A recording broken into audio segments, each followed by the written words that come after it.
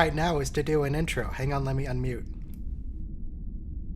Hello, Star Trek. We're doing episodes today. Some of them are good. What are they actually? Timeless? That one's good. No, they're all good. Yeah, they're all good today. They're all bangers. So Timeless is the one where Harry doesn't die. Yet. Not at the beginning. Everyone dies except Harry and Chakotay, but who cares? And, I mean, it's still not good for Harry because he's the one who gets everyone killed.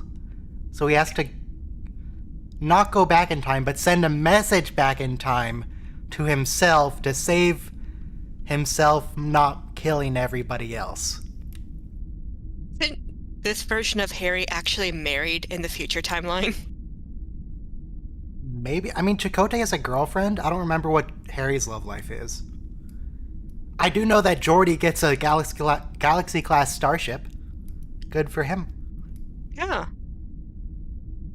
And then let's see, episode 2 is, as I've said a couple times, Jeri Ryan just showing off, playing like 7 different characters. She keeps like going to different personalities that were assimilated. She's a Ferengi once, she's a child, she's a Klingon. She does a bunch of different stuff. Best one is a civilian who was just dragged to Wolf 359. Well, that's fun. Like, they explicitly say that... yeah, but she explicitly says, I'm not Starfleet. The ship was heading to Wolf 359. And then you realize that, so many civilians were dragged to that. There's an outtake of TNG that I haven't done yet, where Picard is in a turbo lift with Troy, and he's saying like, but the Enterprise isn't going to be hauled off to the Romulan zone to deal with them Borgs, whatever they are. It's like, there's like 500 civilians on the Enterprise. Why do they have to deal with the Borg? Starfleet, they should not be putting families on those ships. Well, I think the only reason why they do put families on the ships is plausible deniability about not being a military. Uh-huh. Let's see, the last episode is Nothing Human, where Dr. Mengele did some experiments, and is it ethical to use his research? And the answer is a definitive maybe. I don't remember how the episode ends. I mean, B'Elanna doesn't die, so presumably they use the research. Yeah. But yeah, it's a Cardassian who experimented on Bajorans, because that was the whole thing. But wouldn't that make the research useless in this case? Because I'm pretty sure he didn't throw like a weird alien life form on like a Bajoran and then try to I don't know, what do you call it when you like try to use something that isn't at all tangentially related? Irrelevant? It would largely be irrelevant because if he was actually doing this horrid shit that everyone is saying he was doing, medically speaking, none of the information would be of any use. Sure it is, because everyone is descended from the same progenitor race, so all the medicine works exactly the same way. Yes, I'm pretty sure the work on Bajorans works fantastically for a species that has 2 of every organ. Well, 1.5. She's only half Klingon. She has 1.5 hearts. Okay, so this is going to sound really interesting, but how do you think that, like... Do you think Klingons technically have 2 brains, or do you think it's like a hemisphere thing where they just I said, think they have left, half right? A brain. I think a lot of their brain functions are put into the spinal cord, and they're like all reactions all the time.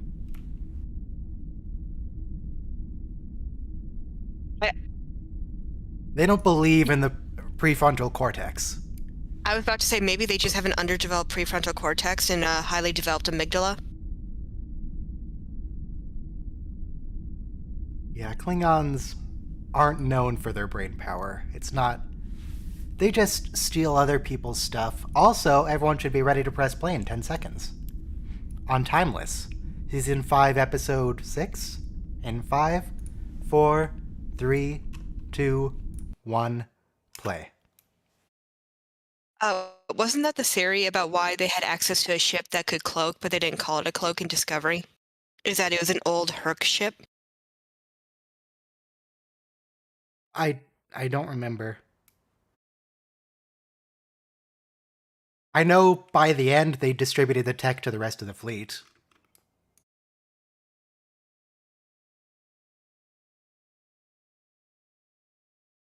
Okay. Nice winter wonderland here. Same planet as the desert lava planet, except they sprayed a fire extinguisher on it. I found my cosplay from Minnesota. What? You cosplayed as a winter Starfleet? What? Okay, you laugh, but Prodigy actually did introduce winter versions of their uniforms, and I'm very Yes. excited because all of my major conventions that I go to are either in the fall or winter. They look You like mean dresses. you're cosplaying as the state, like the shape of the state, or what? What? No, Minnesota has just really weird timed and location conventions for nerd shit. Oh.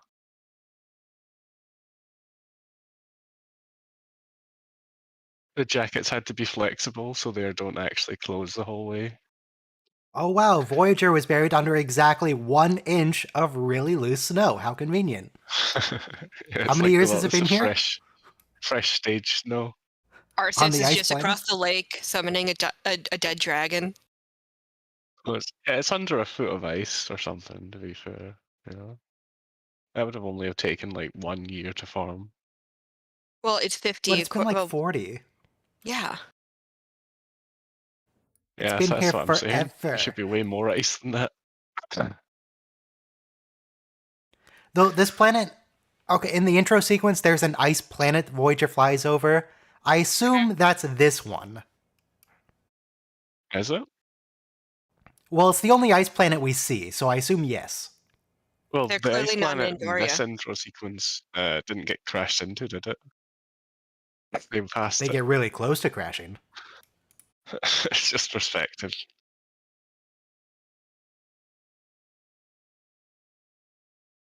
You think that they seen this nebula that was like 1 foot tall and was like, yeah, let's just smash through that nebula. Well, that's what the Yeah, Bussard just for fun. collectors are for. They're supposed to collect ambient hydrogen and nitrogen. And Just to collect buzzards. yeah, so that way, like, you don't have to refuel the ship as much. I mean, if anything, I'm pretty sure 20% of their trip just involved them ducking into nebula, ducks ducking into a pond for little krill and stuff. Is it the buzzard collectors or the Bussard collectors? I gonna say say- Bussard. I say Bussard. Well, you're wrong. I Freaking suppose Minnesota. it sounds like a French name, so we should ask a French person. What do they think? They'll probably say we're both wrong. Hang on, It's let me Google Bussarde. Bussard. Bussard ramjet, by physicist Robert Bussard. He's American, but is it a French name? USA. USA. USA. It does have the letters US and A in his name. That's yeah. So they say in this episode, I think, that the inertial dampeners were cut out. These bodies are way too intact if that happened. Not just a fine layer of meat just- across yeah. the bulkhead. It's just viscera everywhere. Like, there should be like a mention where, like, I don't understand, Chakotay. I don't see anyone. You're walking on them, Kim. I wonder if they filmed this episode last in the season, just because it looks like it'd be a pain to clean up. Yeah, it would be a pain in the ass. We use like one hallway, so it's really in the bridge something. Directed by Yeah. LeVar Burton, that's why he has a Galaxy-class starship. He gave it to himself. I mean, I would have given myself a, what do you call it? What's the Titans class? A Luna class? If it existed at the time? Isn't that Titan It should class? exist. It's like 40 years in the future. No, I mean, like, for creation wise. Like I maybe like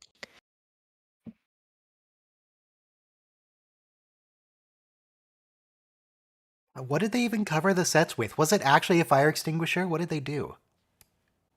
I sure Is as it hell hope it styrofoam? isn't. I hope so.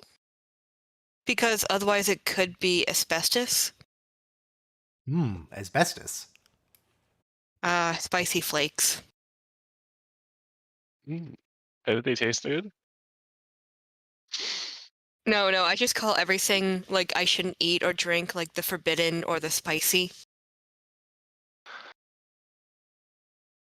Garrett, So let us Okay. know if you feel a persistent dry cough, shortness of breath, or your heart stopping, because that's not part of the show. That's because asbestos. I commented on a picture of a cylinder of cobalt that was chocolate colored, and it was so radioactive that it was messing up with the camera to the point where like pixels were going completely all white. And I said, "Ah, yes, the forbidden Rolos."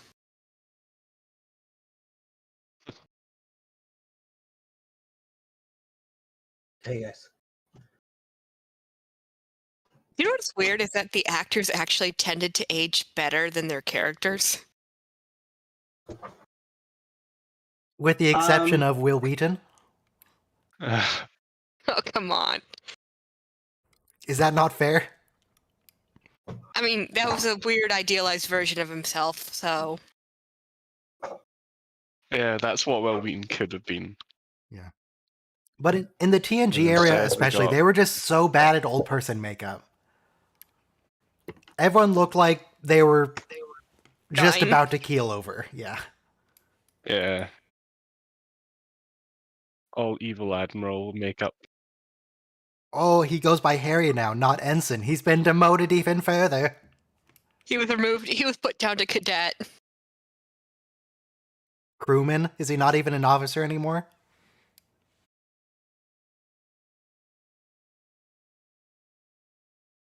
That's not an explanation, Chakotay. That doesn't help. oh, this Well, isn't you the can Yeah, sum it's this. really not. You can sum this up in like 10 seconds. Look, it's 40 years in the future. Voyager crashed. We're trying to make it not crash in the past. There, done. Oh no, I wait, don't know this why is this just is that slow mo though. episode, you know? This is the episode where it's the copy of Voyager that solves it. No, it's not that one. Yeah, Wait, it is. this might be the copy. It's not that episode, but this might be copy Voyager. We don't know. I think it's the same scene. Oh my god, I know what you're talking about. Oh, this is terrible. Oh my god, it is the same scene. Did they reuse this shot? It could be, yeah. Oh my god. where are they reusing this from? I don't remember this. Where the silver blood aliens, because they developed a new warp drive that was quantum whatever. The Yeah. deuterium people? Yeah. Yeah. Okay. Maybe. I don't remember this scene though, but okay. Oh, this is just But gut wrenching. having said that, I don't think I remember reusing the bird of prey in Star Trek Generations from Star Trek 6. So They have exactly one shot of a bird of prey blowing up, and they use it all the time. Wait, is this the episode where Seven gets completely hammered? No, this is the episode where they hammer out Seven's skull and use it as a prop. Ah. but yeah, I'm ready to go back to Earth. I love the confetti.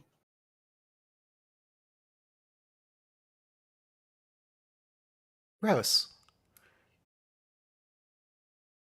They discovered a dinosaur in the Mongolia Gobi Desert, which is like a duck-sized velociraptor that could also like swim on like tread water the way a duck does.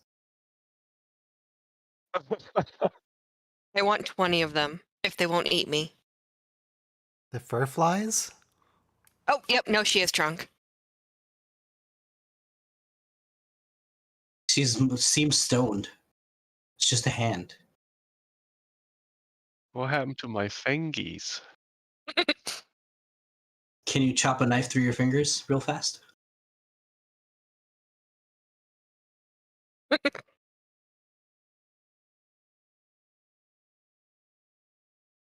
0.05 blood synthahol. Wait, what do you mean? What? Wait, synthahol doesn't get you So- drunk though. Synthol gets you drunk. Just the adrenaline of Red Alert shakes it off. They've like glued confetti to everyone's shoulders. We are one? I'm starting to remember this scene now. They are as one.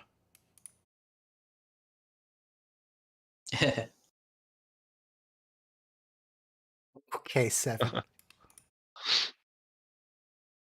Kim has the least confetti of all. What's He funny is that doesn't this deserve it. actually. Hold on. Holding. This actually brings up the night shift Star Trek Robot Chicken special to be something really interesting then.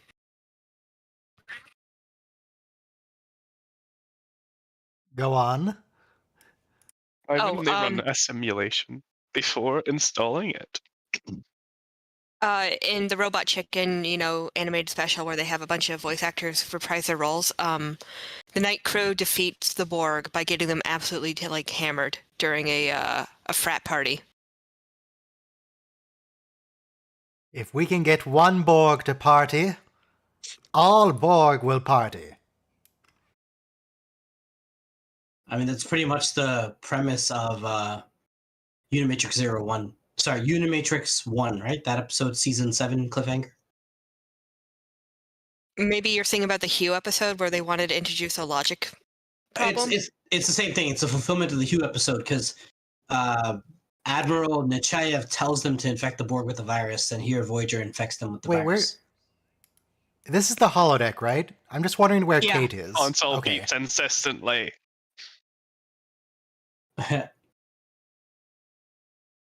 Everyone's just ignoring.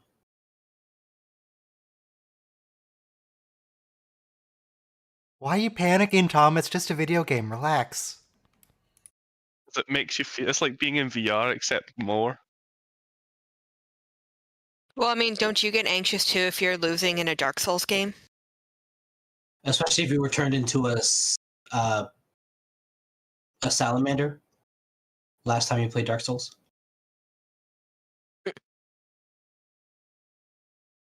He's done this 23 times and he's still freaking out at the simulation, though. Yeah.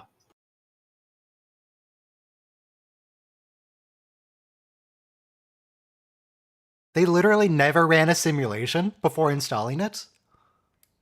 Oh, this is like the classic. Oh, the code works. It all works, but we never tested any of it. If they just literally said, yeah, we stole this from a shipwreck, I would understand that a little bit more.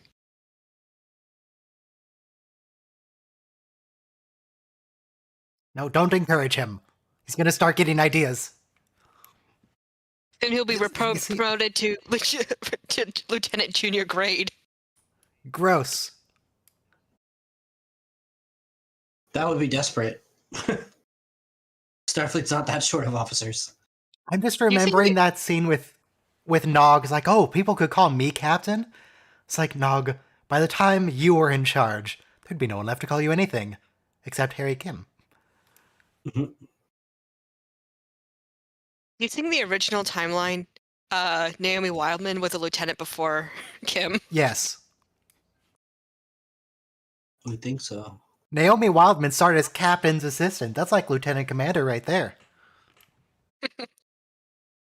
What exactly is his plan here? Does he want to be in the slipstream for what? Weeks? Months? Sending calculations back to Voyager? No, he's literally just imagine if basically Voyager will be tailgating a shuttlecraft, and he'll be telling them about potholes that are coming up because the road is cloudy, but he can see it before I they. understand the analogy, but the length of time they're going to have to travel in slipstream space is going to be a long time, and he's supposed to be doing this manually the whole time. I can Well, that's imagine fine. maybe They a can 10-hour, just 12-hour slipstream shift. for like an hour, right? Then drop out and then take a break and then slipstream for an hour and right? Yeah. Going hops. Yes. Isn't there like literal months worth of slipstreaming to be done? Like, Yes, but it can be done. I would just go normally, just be a generational ship. They just want to cruise the whole way. They don't want to look at anyone. They don't want to see anyone. Just want to go home. I just don't trust Kim, and that is justified by this episode. He's too amateur. He's only an ensign. He's got no experience. What does he know?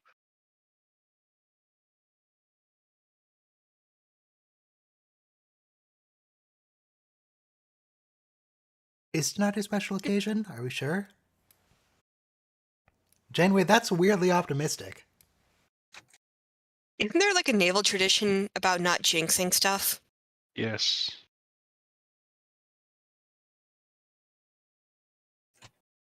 Now, wouldn't that be something? The holdover of naval superstition in Starfleet. All I remember is that bit about Picard touring the ship before a battle. Gremlins.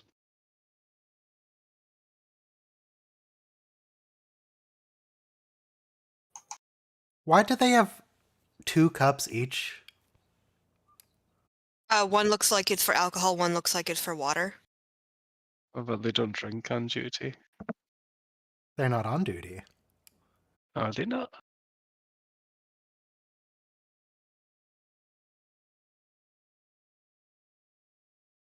So is it Harry's fault You they know- all die, or Janeway's? Because you could take another few days to do more simulations. How often do you think the emergencies actually happen when the captains and stuff are away from the bridge? Always seems to conveniently be when the captain's on the bridge that the big thing happens. So Yeah, everyone politely waits until Alpha Shift.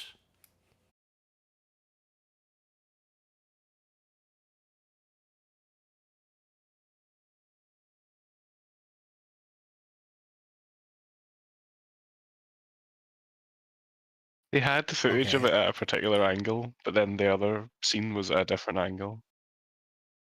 Why couldn't they just... Never mind. Oh, it's only been Just 15 rotate the years. camera. I thought it was 50. I just saw. What, you think they were both 50 years older? Well, yeah, it's established in Star Trek that humans are actually pushing near triple digit. I mean, it's regular. Yeah, like 140. They would look different. A lot different. Yeah, but like, wasn't like. A little nip tuck doesn't hurt. But wasn't like Cisco Senior pushing 120 in DS9? I don't think so. McCoy was 120 in TNG premiere episode. Now explain to me how you remember that so imprecisely. Well, I didn't say anything about your age, sir. Let's see, Papa Cisco was born... and I cough. Huh? 2309. There is no finer vintage. What? So 2370 was Deep Space Nine. So he he's was only like like 60s. he's 70, still a early young 60s. man. 60 and 70, yeah. As far as the Federation goes.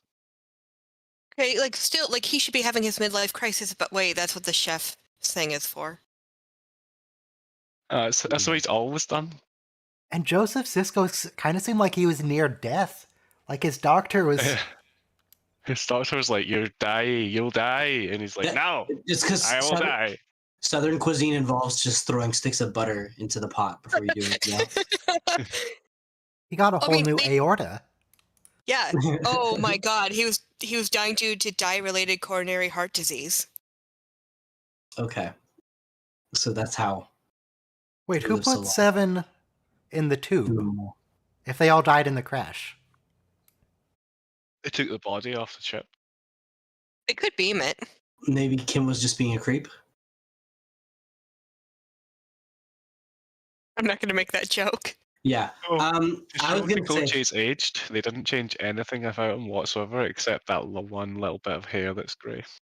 The thing is, the Chakotay has side less of his head was gray great, too. in his hair than he did in the pilot episode. Yeah. They made him dye it his hair black. later. But my school colors were like purple and white. So high school. So I showed up to school with hair like Harry Kim's one day, and it's not that great of an effect actually. It's not a great color. It doesn't look old per se. Did Harry Kim order that transceiver off Amazon? What's with all the extra packaging? Based Amazon. They'll get you anything you pay for. So this Even a is actually bartender something pen. really interesting. She says Federation starship. This implies that there are multiple, like, other parties in the Alpha Quadrant still functioning. Only Yeah? 15 years. It's only 50 Why years. wouldn't there be? What do you mean? Well, I mean, like, Starfleet has a history of having, like, it's not military guys show up for diplomatic reasons to push other powers out of the way. And I find it really interesting that such powers can continue to exist despite the mercantile and militarily might pressed up against them. Huh? What I'm saying is that I'm surprised that the Federation didn't wipe out other military powers in the quadrant. I don't think they have any interest in doing so most of the time. You can't use that word on my Star Trek. This is a family-friendly TV show, Harry. In the future, people don't have sex. Have you read Brave New Worlds by Aldous Huxley, Ryan? No. Because that idea is actually 100% to the point, despite the drug-induced orgies. Yeah, in the future, like natural procreation is viewed as like disgusting. That like you would actually do it with someone. Why wouldn't you just like have babies cloned in vats or something? But like you wouldn't actually like do the dirty. That's like weird. That's creepy. Like revolting, actually.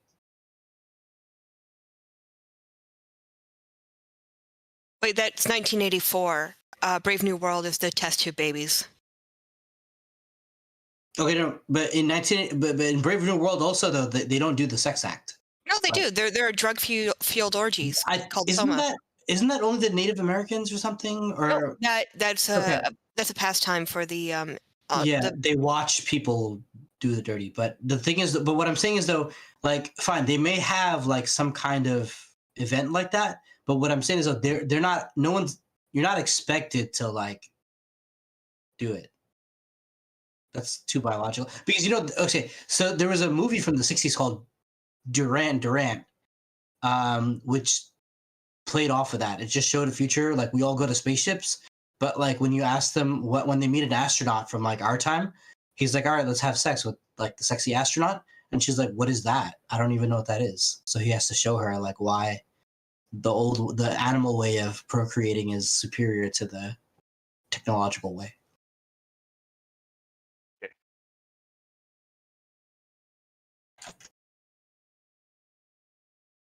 So I was looking at the timeline. So it's been 15 years since the start of Voyager. They said like, oh, it was state-of-the-art at the time. So Voyager is to their current starships as the Wii is to today. The Nintendo Wii is about this old. I wouldn't say the Wii was cutting edge when it came out. It was just very well, like the gimmicks But it had were very motion utilized. controls. They were new. Yeah. No. So it would be They were- like it'd be like if the Oculus was presented during that time.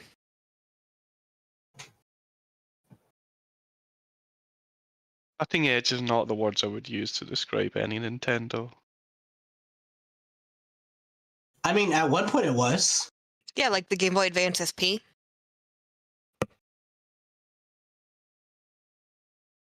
I don't think so.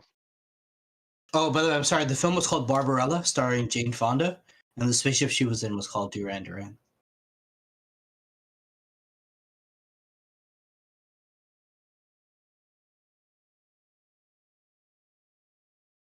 Imagine So you no meet matter- someone and then all they talk about is how they want to go to see like a ship that's frozen under the ice in some random planet.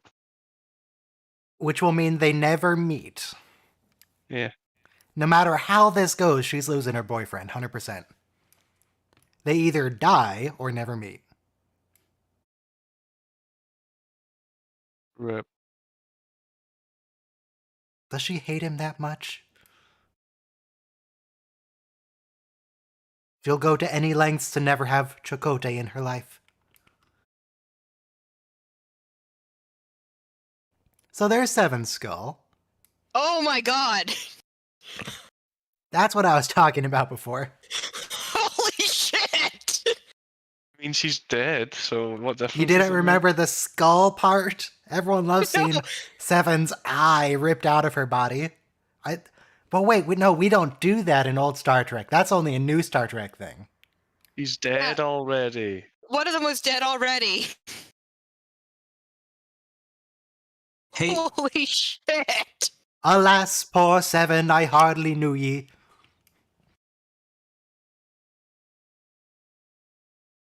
So, do you think that prop still exists, though?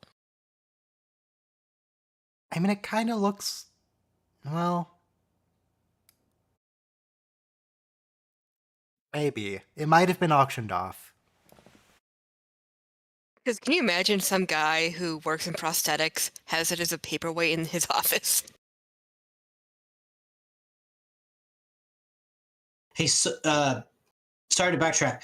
So, JJ, in Brave New World, the orgy porgy, it's like this religious ritual they do. They all hold hands and sing a poem, like orgy porgy, Fording fun, kiss the girls and make them one. And then they have like this release, but it's all emotional. It's not sexual in any way, and it's used by the state to control people's like emotions. What are you on and- about, mate? I mean, I was assuming that it was all only physical or and/or emotional due to the fact that reproduction is largely Yeah, industrialized. yeah. But there's no coitus, is what I'm trying to say. Just do Really? what the Borg do. If you're gonna have a baby, just put it in a shelf. Yeah, put it right next to the blender.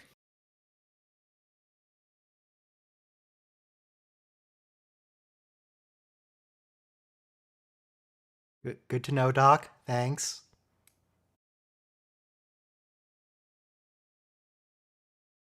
Oh, this is what I want to say before. I watch this YouTube channel. The guy usually does shorts, but it's of how Hollywood effects, make movies. He's a Hollywood effects guy. And so the way they make when they, let's say it's wintertime, like Home Alone, and you want to look inside the house, and you have to like take off the frost from the window glass. You put sugar and glycerin, and you put it in a mister, like a mist sprayer, and you spray that on, and then that kind of forms this thing that you can even wipe away. It looks a lot like snow. Really? So that when we were looking at the pad that was frozen like 15 years later, with snow on the bridge that they left, that's how they did that. Huh. So, theoretically speaking, you could just make yourself a little snow cone. Yeah. But the more important thing is though, like it stays in place, it doesn't melt, and you could easily, it even wipes away like snow, because half the time you want to like clean off the window a little bit, like with your fingers and make a little impression. So that has to look realistic as well.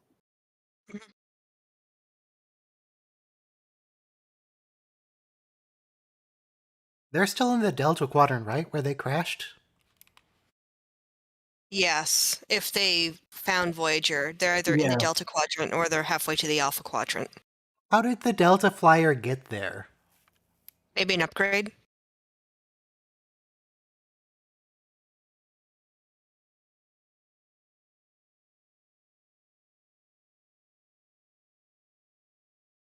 Where? How's your guys' lunch? Do you all have lunch? Yeah, I ate a roti. I made some penne arrabbiata with some extra spice. I have a bowl of chili. Well, now half a bowl. You made it yourself? Yes, I heated it up myself from the can. Okay. So you replicated it. I added cayenne pepper Okay. And you put it in a microwave? Or you put it on a stovetop? on a stovetop.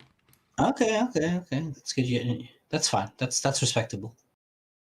God, he's relying on Future Harry? Kim to save him from a Galaxy-class starship. To be fair, though, it is just commanded by Geordi, so, it could be worse for them.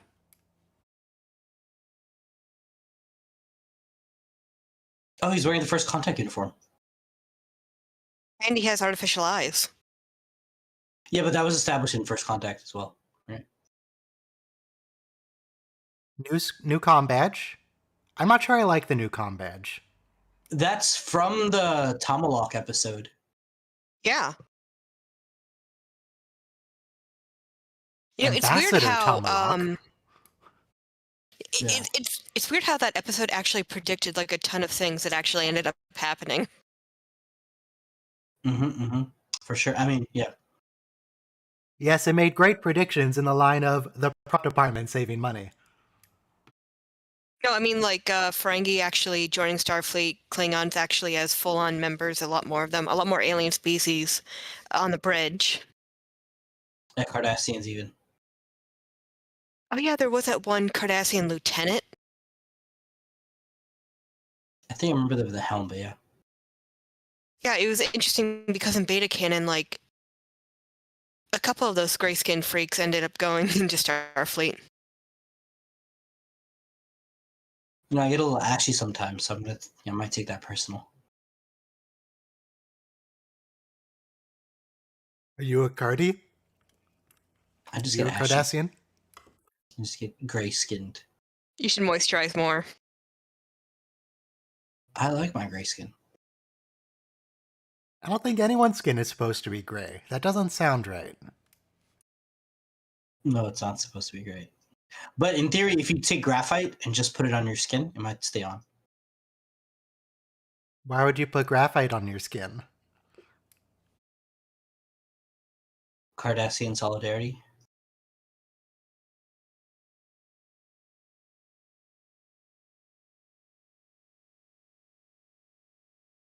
So based on the stars out the window, they're not turning at all. They're just flying in a straight line away from the Galaxy class. It's very evasive of them. But Jordy's directing Voyager episodes at this point. So it's probably like a regular on the set. The threshold? What? Why do you use that word?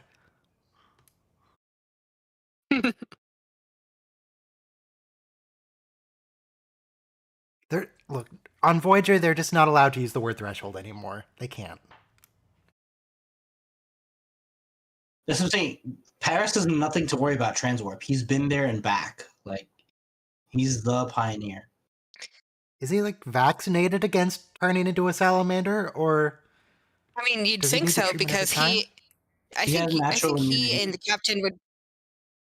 I think he and the captain would actually be fine because they both got that weird treatment. Herd immunity.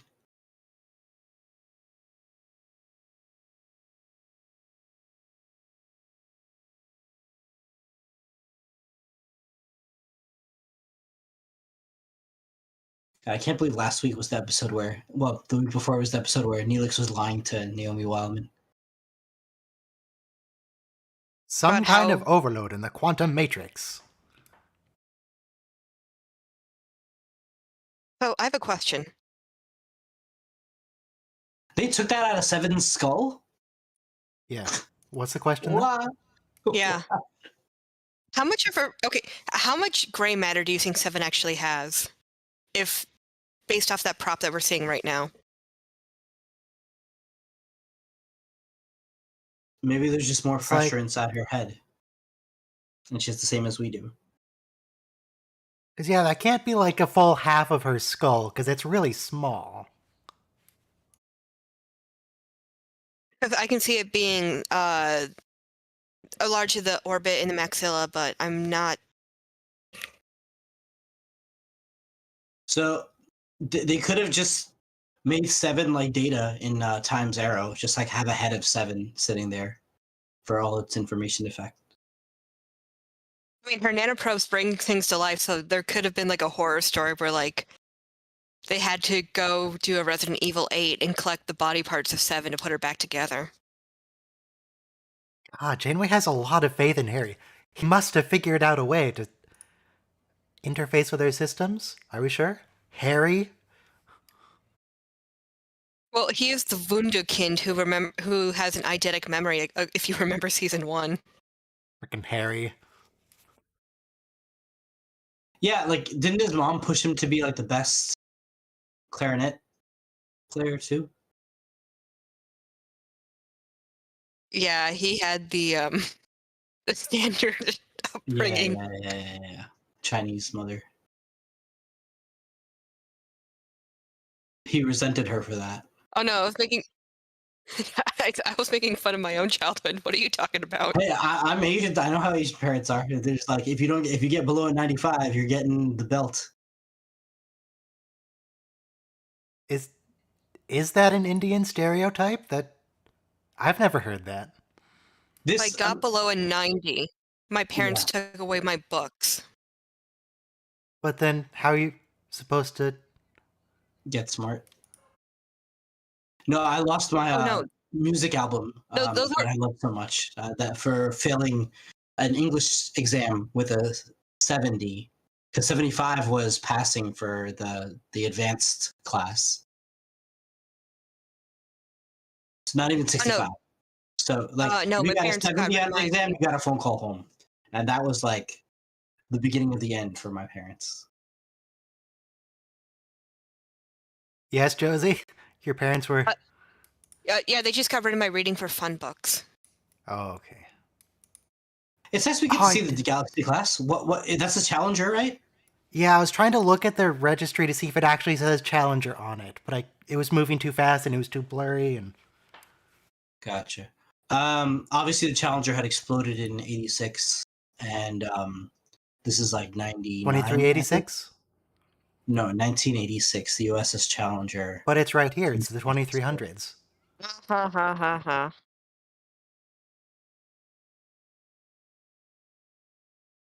Oh, it's literally 2386. So it's exactly 300 years later. See, apparently the Challenger was one of those ships in Endgame that gives Voyager an escort home. In the very end. I remember It because I was doesn't show born up in the outside year of Voyager, though. of the Challenger exploding.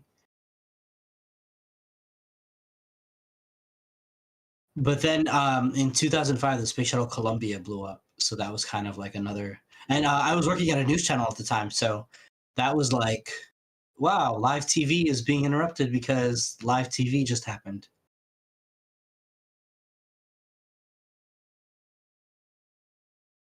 Also, space is hard to explore. A lot of people have died. So we The get smarter. perspective on those two ships looked weird. It looked like the Delta Flyer was only a little bit smaller than a Galaxy. Yeah, it was from the bottom though, so it's closer.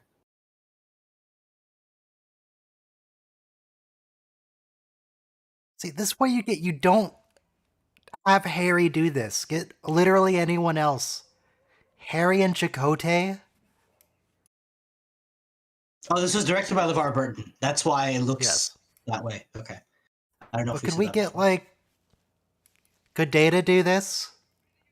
No, he's dead. Kinda. Data's not dead. This is before It Nemesis. seems pretty dead. This is before Nemesis. Is it before Nemesis? Are you sure? I feel like this Yeah, is... I'm sure. Because 98 is this episode, by the way. Nemesis, Yeah. like 2003? Yeah, 2003. Yeah. No, And- but Insurrection was in, 01. in universe, 15 years after Voyager Season 5. Oh, okay, so this is 15 years into Voyager's future. Okay, I don't know Yeah. about that. I'm not thinking about the all those potential timelines right now. Sorry. I'm just thinking, who could we get to do this instead of Harry and Chakotay? Who would actually be good at it? Seven, but she's dead. Yeah, 2390, I think Data's dead. You're right, Ryan. He's only mostly dead, though.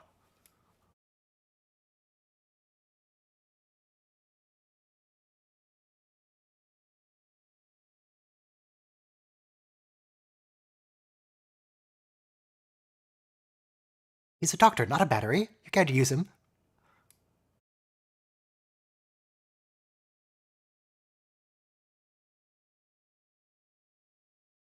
Harry, hurry up.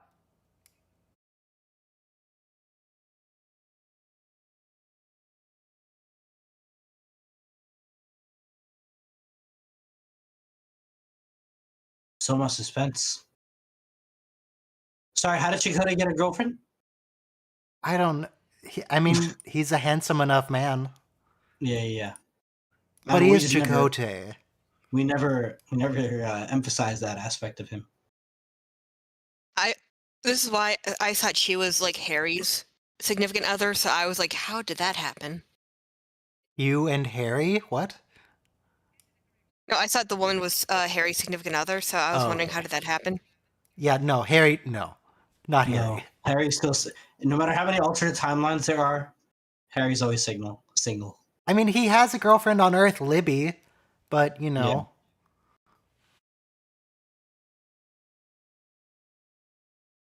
She was a fool. And then she turned him So- into the space cops.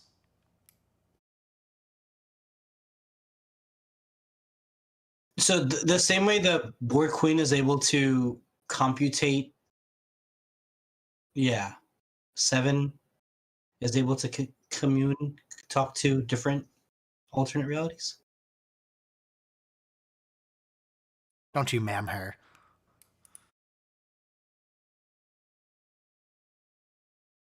It's very rude that literally nobody on the show respects Janeway's request that they call her Captain, not ma'am. Except Seven. Seven calls her Captain. You know, so I have a supervisor. She's actually my supervisor's supervisor. Actually, her Do you call her supervisor. Captain? She's 3 levels above me. Out of the habit of watching Star Trek, I call her ma'am. And she's like, don't call me ma'am. And I keep winding up calling her ma'am. And I also know sir would be correct. And so one of these days I'm going to drop a sir on her. But she hates the idea. I tell her, look, I watch Star Trek. Just I'm in the call her Navy. name, dude. Miss Duke? No, that's ma'am. No, just Phyllis or whatever. When Miss Tawana Duke tells me to do something, I say yes, ma'am. Because I don't want to get written up by her. Do you not call your boss by, or just people in general by their first names? It's just helps. I think people. How come you don't call me Mr. Edits? Do you not respect me? I think I remember when we were playing Dungeons and Dragons, I would call you moderator or something. You're like, my name's Ryan. So I do refer to people by their titles, and when I'm addressing them in a formal capacity.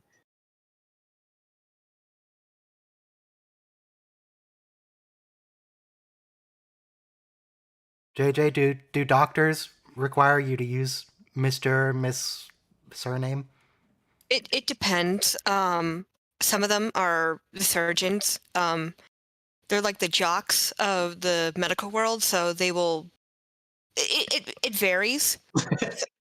Some people are like, hey, just call me so and so, or hey, just call me by my position.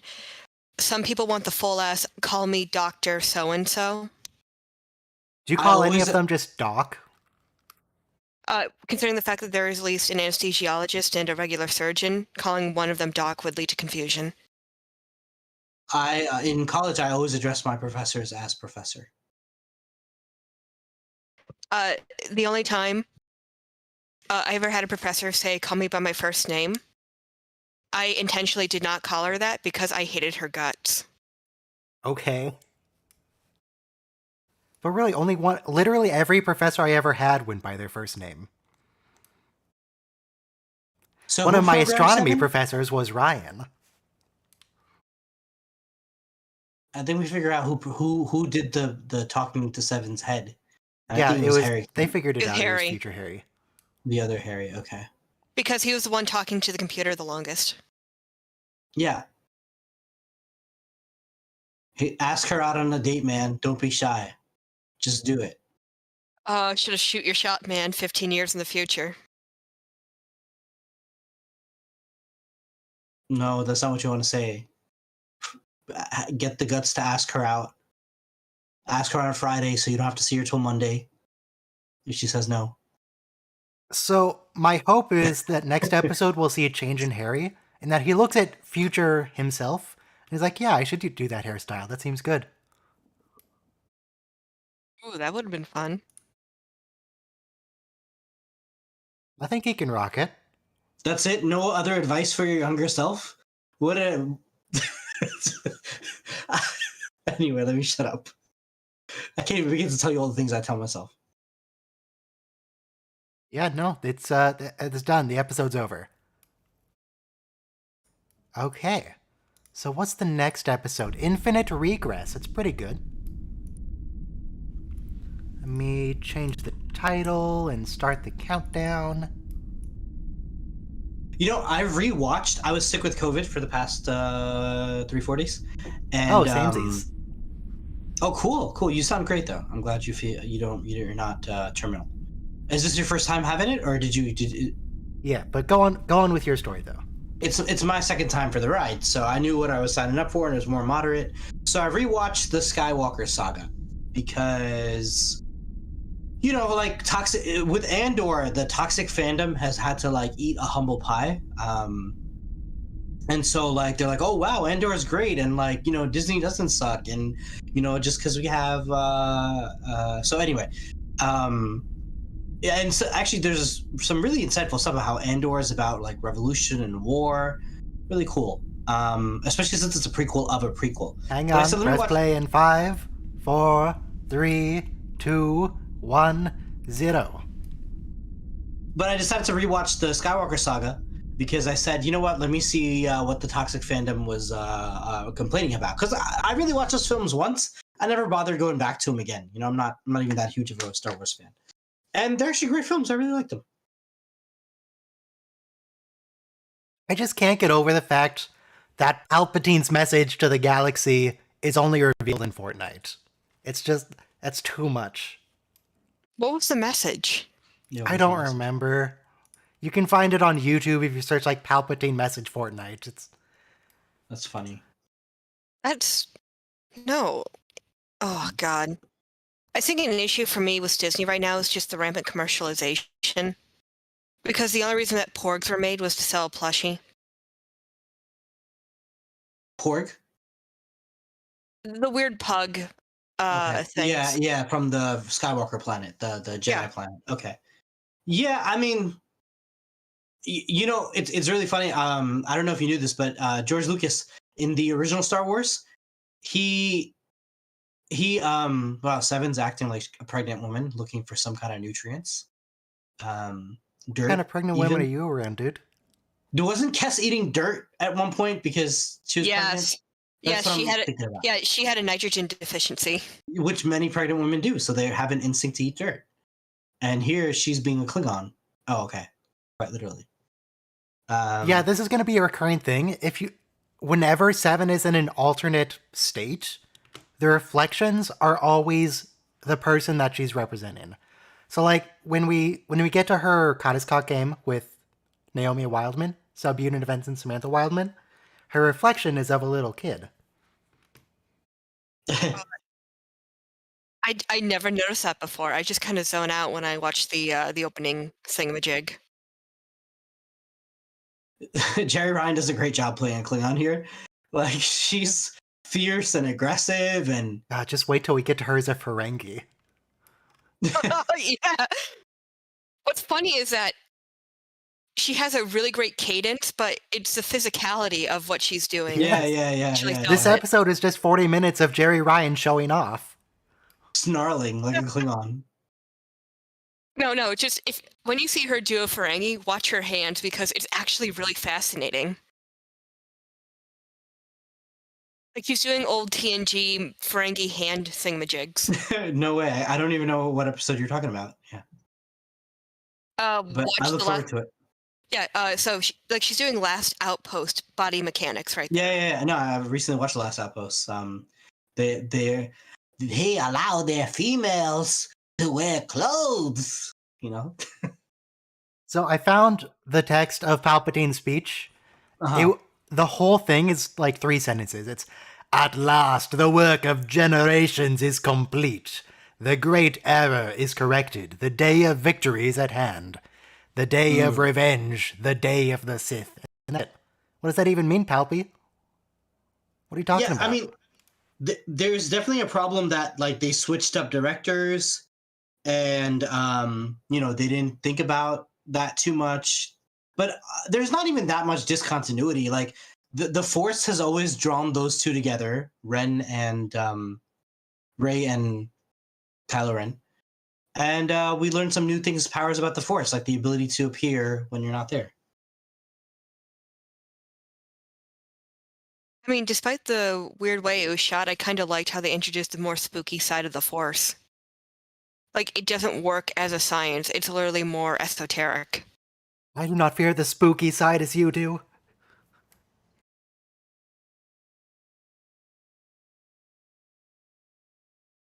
Plus, I kind of like how in the prequel series, how arrogant the Jedi is, because if someone says, hey, we're going to bring balance to the Force, and you are the good guys, and you are the overwhelming majority of the Force right now, what does bring balance mean to you?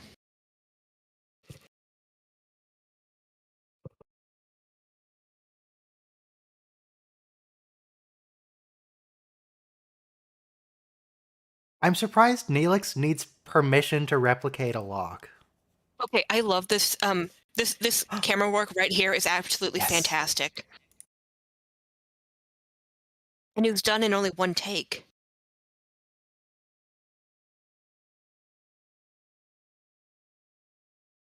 Naomi's stalking her, ready for the kill. So, do you think Katarans use those exocranial ridges for, like, Headbutting subduing people, prey? murder, Yeah, that. or hunting prey. Wow, yeah, one continuous shot.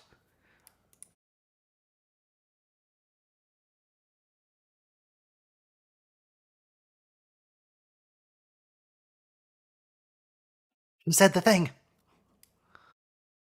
Oh, she's so adorable. See, Naomi loves her.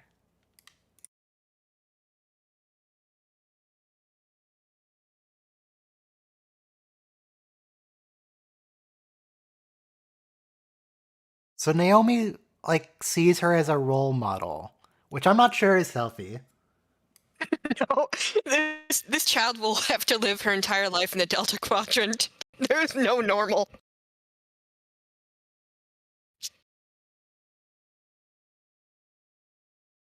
Jesus, 7. Yeah, the Just Borg aren't known assimilate for the Naomi. humility.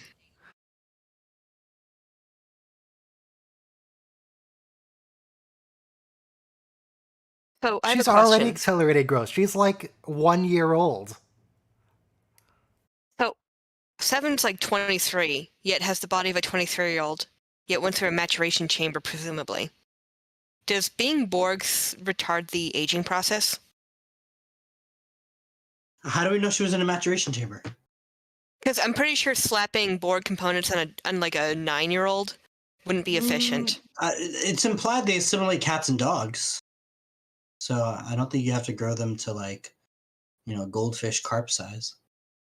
Okay, watch for reflections in the board game because it's very shiny. She has Captain multiple Lyman. personalities here? Yeah, right now she's a small child. Oh, okay.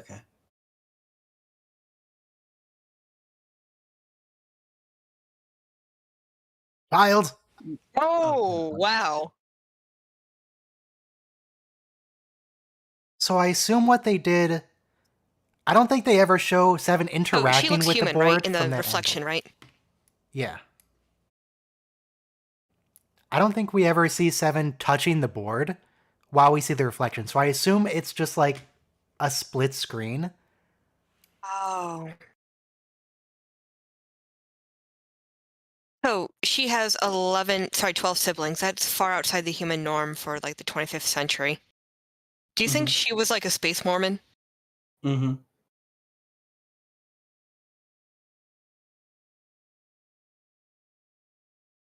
I'm kind of surprised that they don't mention like entire planets are monocultures because humans inhabited them and then developed theocracies.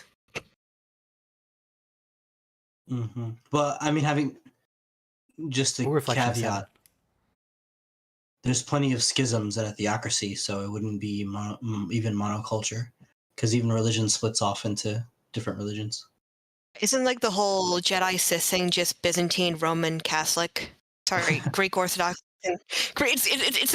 It's Greek Orthodox and Roman Catholic schisms.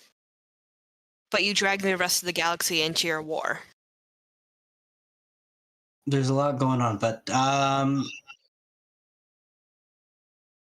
I guess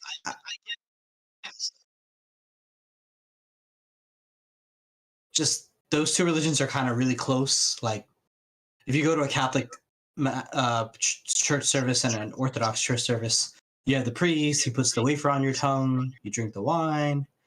You stand there while they do the mass. Sit there. So there's a lot of similarities that you wouldn't have with a Protestant church service.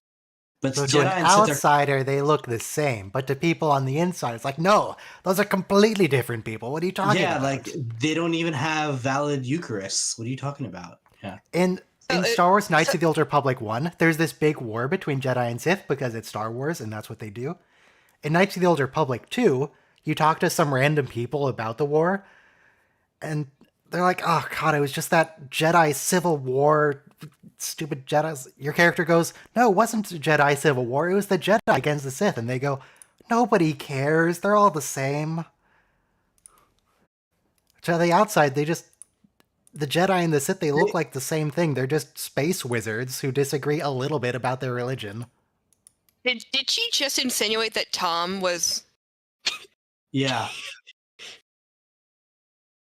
That Tom was Tom going was to what? offer a threesome? Tom Maybe. put you up to this, didn't he? Oh, Jesus. Yeah, no, but she's pranking. Like, she thinks Tom's pranking her because Tom's always pranking her. Oh, I didn't think that was a prank. I thought this was like a Yeah. weird, like, No, sex thing. she wasn't saying that Seven would actually come on to her like that. But dude, this has to be a joke. But here's the thing. Let's say security didn't come and Seven was able to overpower B'Elanna.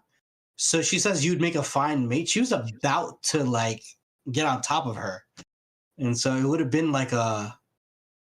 It An wouldn't be the alien- first Or by, like- time this has happened to B'Elanna. Yeah, it wouldn't even be the third. Yeah, but here's the thing. Seven's biologically female, right? So you would have had her trying to rape B'Elanna. Maybe don't think about that too hard. Come on. Yeah, let's So- not. I'm just saying, thank God security showed up. Because Oh, she was God. about to go Klingon Alright, mating Tuvok, ritual on shoot B'Elanna. her. Like, Shoot her, everything Tuvok. everything Worf and Kalar wasn't, we were about to see. No. All right, Tuvok, you have the gun. Now use it on her.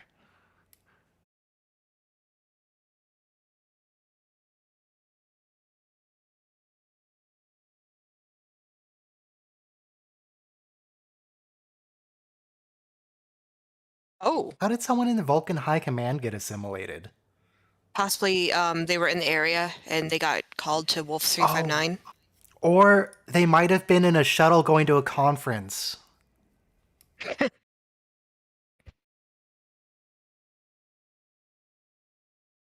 Now can we shoot her, Tuvok? Look, she's so crazy here. Yeah, I love it. So this is the first episode where second episode where Seven has like a mental health crisis. Even the way her arm goes up, she's about to maul Tuvok. Yeah, she wasn't gonna punch him. She was gonna like scratch out his eyes. Yeah, but like this is the second episode where Seven has a mental crisis. There was the one where like she has supposedly repressed memories about a gun sale. This one. And then the Voyager conspiracy.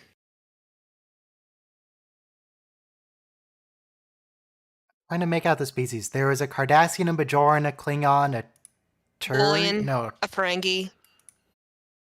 Little girl. what's... I want to say Trey? Turian, but that's Mass Effect. There's a different species I'm thinking of.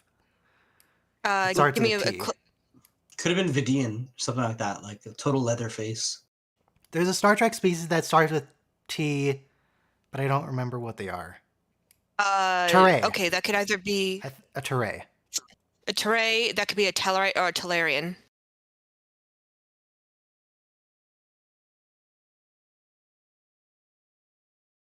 She bit her.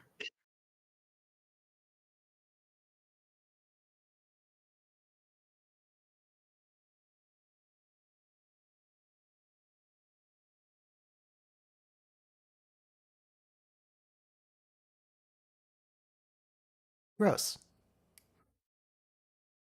The Balana in her element is a beautiful woman.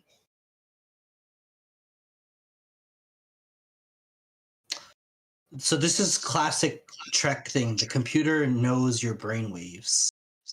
Yeah, Voyager is constantly scanning everyone on the crew. Corellian, you're right.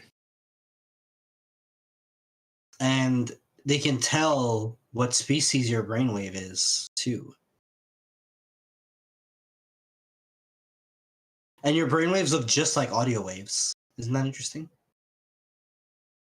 Oh, is this psionic that they're talking about, or just pure, like, electrocephaloglass? What? Encephalogak? ENC. Is that a Klingon brain part? Encephalo. Encephalo means brain. Encephalograph. Sorry, my tongue is tied up. Encepha is brain in Latin. So encephalo is like encephalitis is inflammation of the brain. So what does cephalopod translate to? So headfoot. Brainfish? No, headfoot. Headfoot. A cephalous society, so it means without a head. So ceph is head. And encephalo is brain. Why are dolphins head feet? What does that mean? No, that's an octopi. Why are octopuses head feet? Because they're distributed brain? Because all they have is a head and a foot. Okay. Or 10 of them, yeah. 8 of them.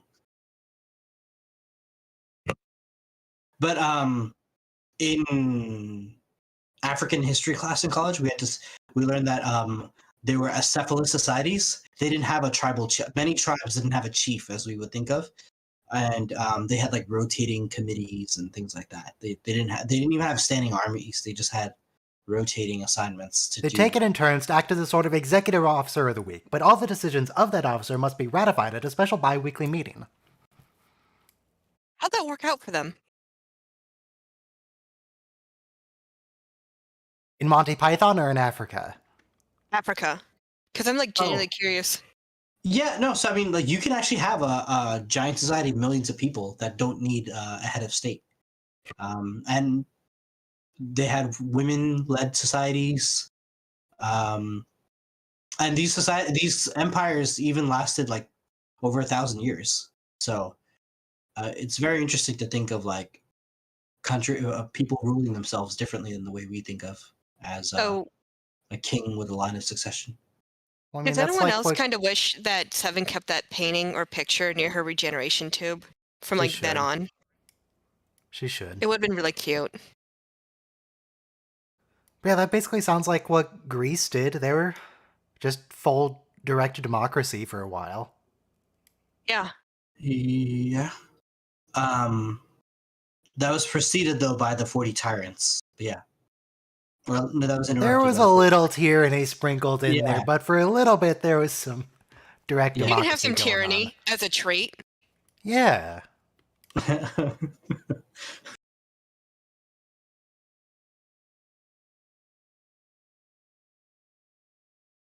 Captain Blackwood, is he a pirate? What's really funny is that because I usually have a really bad way of hearing tone, when I first heard this, I thought like there was someone else speaking for these. Mm-hmm.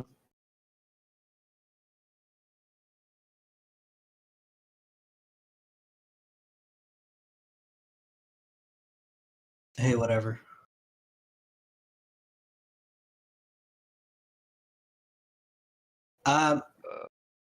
Welcome. What? Wait, what Starfleet species goes into torpor? Was that a SUL. Cardassian? No, it was not. She was cut off though. That was her Well, they're name or something? They're reptiles. Reptiles do torpor. No, they're not. Cardassians are if you have an Earth-like analog, they're possibly even closer related to pangolins than they are reptiles. What does torpor mean? It's a state of It's it's nap a biological. Hibernation. It's kind of like it's like an uncontrolled hibernation. Okay. There's a difference though, according to this chart. It's involuntary. Sometimes only days or nights.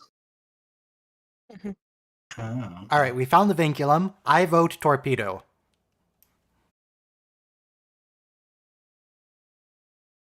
I vote torpedo, but there's another 30 minutes left in the show. What's funny is that in the DS9 relaunch novels, another thing called a vinculum shows up. It functions exactly like a Borg vinculum, but it's Habitian. Who are the Hubitians? I'll give you a hint. They're mentioned once in TNG, and you see them all throughout DS9. That is nowhere near specific enough. I have no idea what you're talking about. Yeah, like I'm a lifelong Star Trek fan. No bell is being rung here. Okay, Sorry. Habitian is the pre-revolution term that Cardassians used for identifying themselves. Oh. Before the Okay. Tapa Council or the military took over? Okay. Yeah, before the military took over, they were called Habitian. Okay. That was kind of. I remember the stone was Geminite, and they had to eat ostrich eggs because they were poor. It was Taspar. Would you ever eat an ostrich egg, Ryan? Yes. Where would I even get an ostrich egg? Yeah, that's what because when Gul Madred is about to feed Picard the big egg, It's just balut. Yeah, but it makes me hungry for ostrich egg. I assume it just tastes like an egg. Mm-hmm. Yeah, less Just work though. I bigger. don't have to crack. I don't have to crack as many shells, which I hate doing.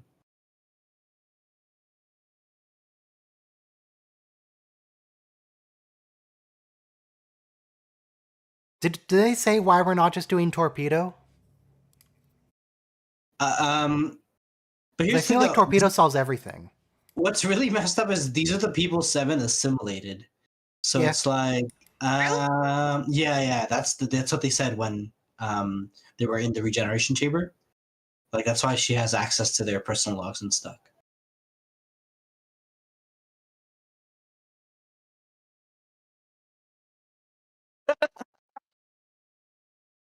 Well, at least B'Elanna's taking the assault well. Yeah. She's used to it. It's no biggie. Vorik also had temporary insanity as the defense. I feel like of all the people on Voyager, B'Elanna needs a counselor the most. Oh, yeah. She tries to eugenics her baby in the womb. It's messed up, it was B'Elanna. I would give her an A+ for getting rid of the Klingon from her bloodline, but A+ for that. Racist against Klingons? What?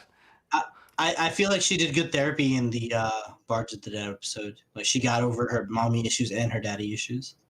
Ah, yes, the episode where they send B'Elanna to hell. As therapy. Oh my- Voyager. Oh my god, that's why she's into Paris. Oh, fuck me. Why? That's why she's into what? She has... Paris. She has daddy issues. She wasn't... Like I said, she's not even... I don't know. Oh, Tom Paris. I was God. thinking, what does France have to do with anything? The only reason they even set her up with Tom Paris is because they were trapped in space for like a minute. Oh god, this is like finding out that that Quark has an Oedipus complex. I mean, Paris has daddy issues too. His father never was proud of him. Oh yeah, because he's a fuck up.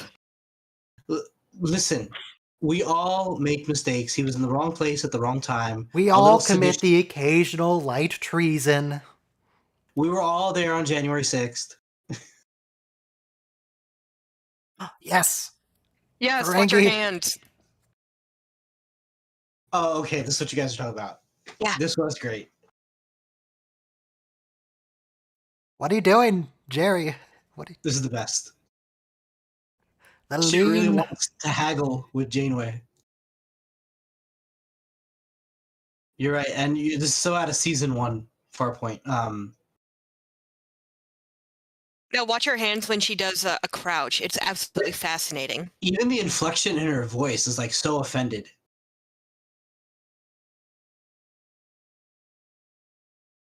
She points her paunch. She pats the her way belly like the would. Ferengi do sometimes. Well, I mean, if they can afford to get fat, then that's probably a sign of wealth. Mhm. During the 1920s, when the Gilded Age and the robber barons and the Oh, jeez, industrial what is she doing with her hands? era was at its peak,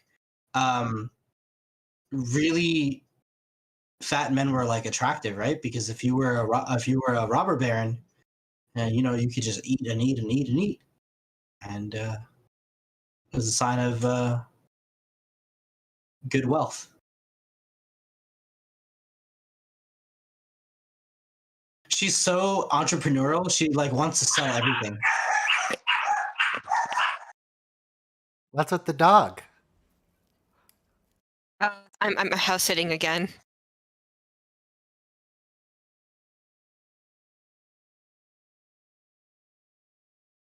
Release the force field. Do you think Ferengi go on medical holidays to the Federation? Mm, I mean, I would assume so because Federation medicine's free, and they don't want to pay for medicine. But then Quark, instead of going to sick bay, goes to some specialist on Ferenginar. true. Well, he had to do it for his insurance. Wait, sorry, this is really messed up because I don't know. This is like the most real acting we've had because it's like we all know how messed up Wolf 359 was. We all know it was like the worst moment in Cisco's life. It was the worst moment in Starfleet so far. And we have a widow from Wolf 359 make an appearance. And again, we've never had this kind of encounter with the Wolf 359 relative. Not in Deep Space Nine or TNG. So this scene's really powerful. This is heart wrenching. Oh no, they assimilated Gregory's mother. Yeah. Yeah, But like screw it would be it would be almost like if we saw Jennifer Sisko, right? It's like, you know, I'm waiting for my husband and we have a son.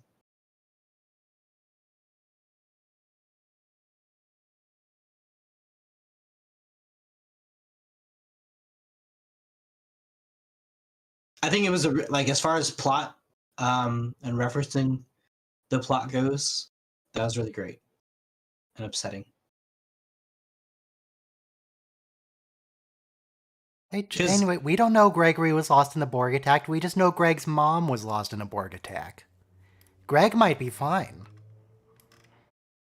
I mean, he was on the Melbourne, which, yes, was Riker's command, and it had half the saucer section blown off when we saw next. But, you know, he might be okay. The Melbourne's probably fine. But back in the day, trying to figure out where your dead son was in a war was like, you know, you wouldn't even get news back because it's like hard to keep track of all the casualties and all the bodies, and it's a very upsetting thing actually.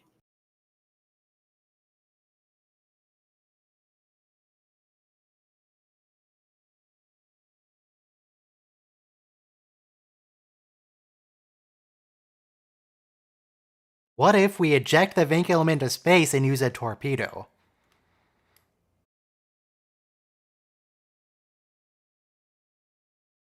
I don't know why we're even carrying that thing around.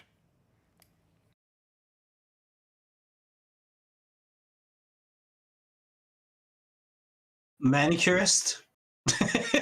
So she got a pedicure right now. Okay, she got her nails done.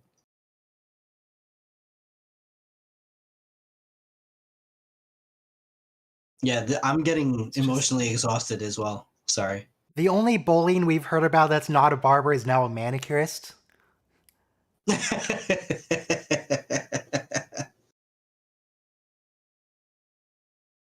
Wait, And I can think of one other bullying in TNG who was fake because it was an alien imposter. she also mentioned Krenim scientists. Krenim was the Year of Hell people, right? Yep. Who may or may not exist. Yeah. But they love their science, huh?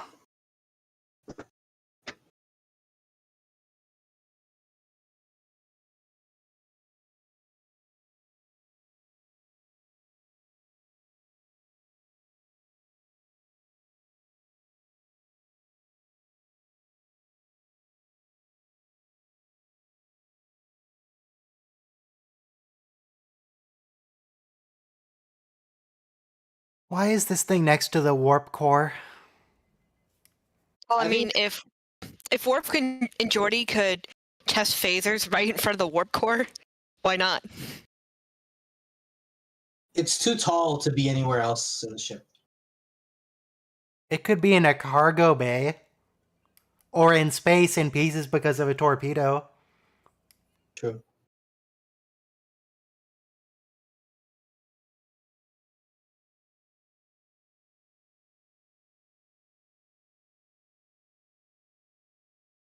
Oh, I have a question.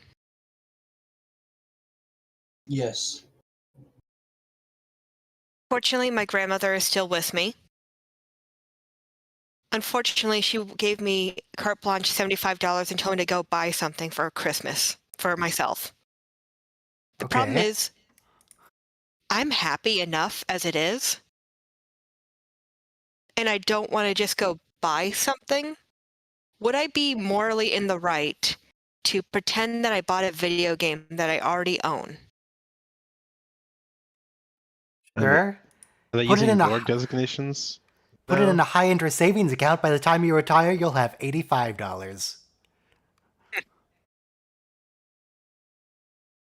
Um. Yeah, that's a good idea, actually, Ryan. Because if one day you have a flat tire or something and you need it replaced, you'll thank your grandma for that extra $80 with interest in the bank. What I would Yeah. do is I would put it into my luxury spending budget as discretionary spending to use whenever.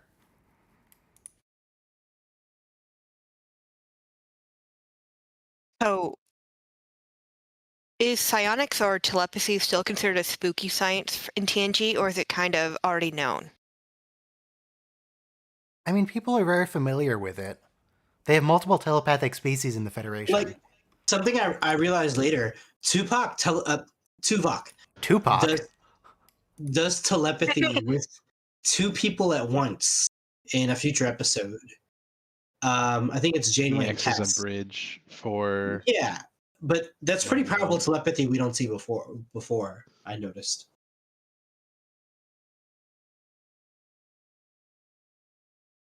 Why do we call them by their Borg designations?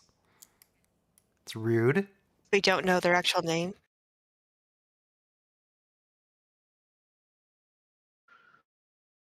These are the What is- Telosians, huh? What are they Their wearing? clothes have light pipes in them. That guy sounds familiar. Who's this dude? Oh god. Why do they...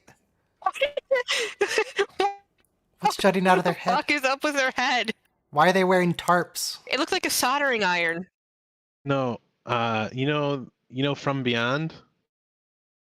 Yes. Yeah, yeah. They've discovered the resonator.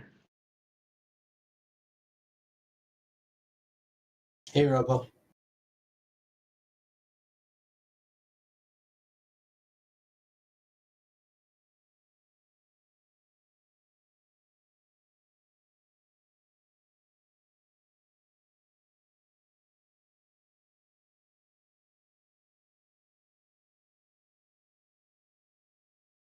I really feel like Voyager should stop advertising that they have a Borg crew member. They're just gonna make enemies. Yeah. I mean, this doesn't look good from an optics side. It's like being on a ship and putting up the flag that says we have leprosy aboard. So she's not Borg. She's just visually impaired.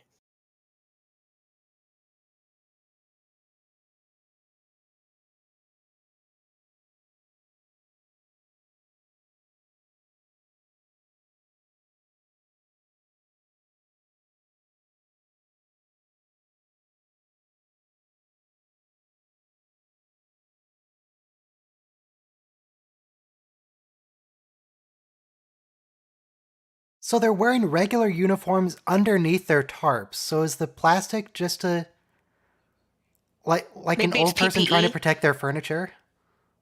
It's to seal in the juices.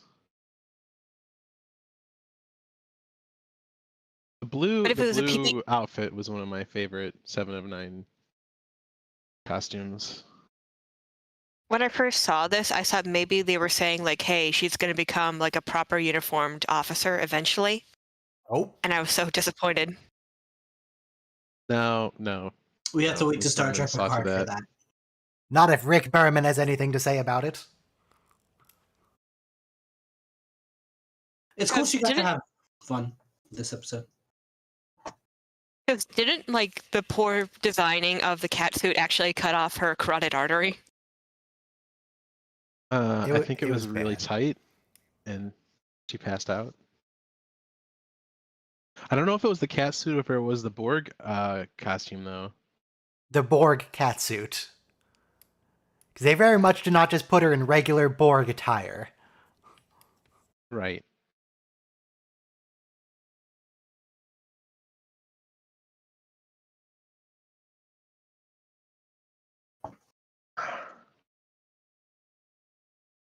We have these crystals you could try. We have these crystals. We have these essential oils. He started saying alternative treatment. It just... I don't like the use of that word. You know what they call alternative medicine that works?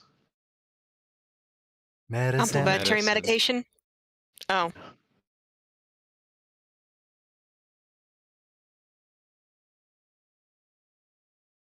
I don't know, has Tuvok tried Jasmine? I feel like Jasmine could save her. A little peppermint oil, like on her wrists. Tuvok Maybe on comes her in with a neck. doTERRA sample box. Lavender oil, in a tea. Be good. Why is it blurred? It's blurred because copyright. So if you queue up your own copy of the episode, Infinite Regress, Season 5, Episode 7, and sync up with the timestamp, should be all good. You get to see the show's still going to be blurry because it's in 240p, because it was 1997 or something.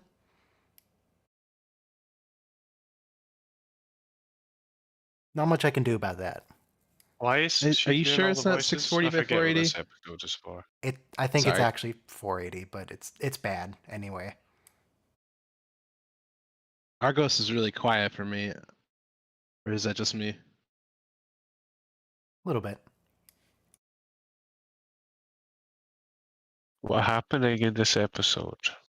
7 of 9 is experiencing multiple personalities because of a Borg who's a what's-it. Aliens want to Vinculum. Aliens want it back. Voyager doesn't want to give it to them. Angry aliens. The aliens put a computer virus in the vinculum and put it in the wreckage of a Borg cube so that it would infect the whole collective. So why didn't they let it? Because it's hurting Because- 7. The most competent member of the crew. Why don't they blow it up? That's what I said. That's the big question. Because if you could trade one crew member to eliminate the greatest existential threat to the galaxy, you should definitely not do it. I love her Ferengi hand twitchies. I love the inflection.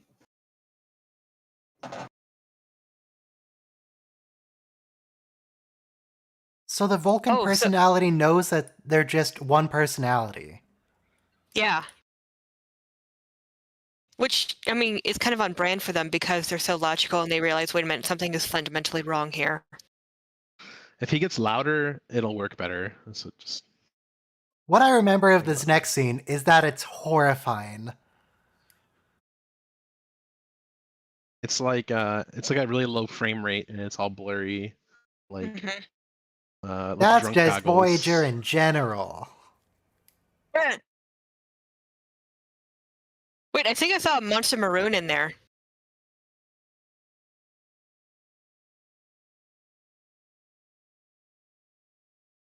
At one point, Seven says Oh, she wow. assimilated millions of people, so it sucks to be her right now. Oh my god, I Is saw a that a Voth. Uridian? There was a Voth. How did they get a Voth? I guess they just went through the makeup department of every Star Trek episode they ever had. Yeah. They just grabbed all the Rojan, prosthetics. Cardassians. I see Vulcan, a Romulan, Vulcan. actually, Bajoran. Cardassian. There used to Wow. be a And a Bajoran I think I saw security. there used to Cardassian be wearing- like an ad here where it was for car insurance, and it was all predicated on the fact that 7 is bigger than 4, because 4 was like the average number of years that you would get. So it was just constantly people screaming 7, and that's all I can hear is that commercial in my head with people going 7. Okay. I think I saw Cardassian wearing Garrick's wig.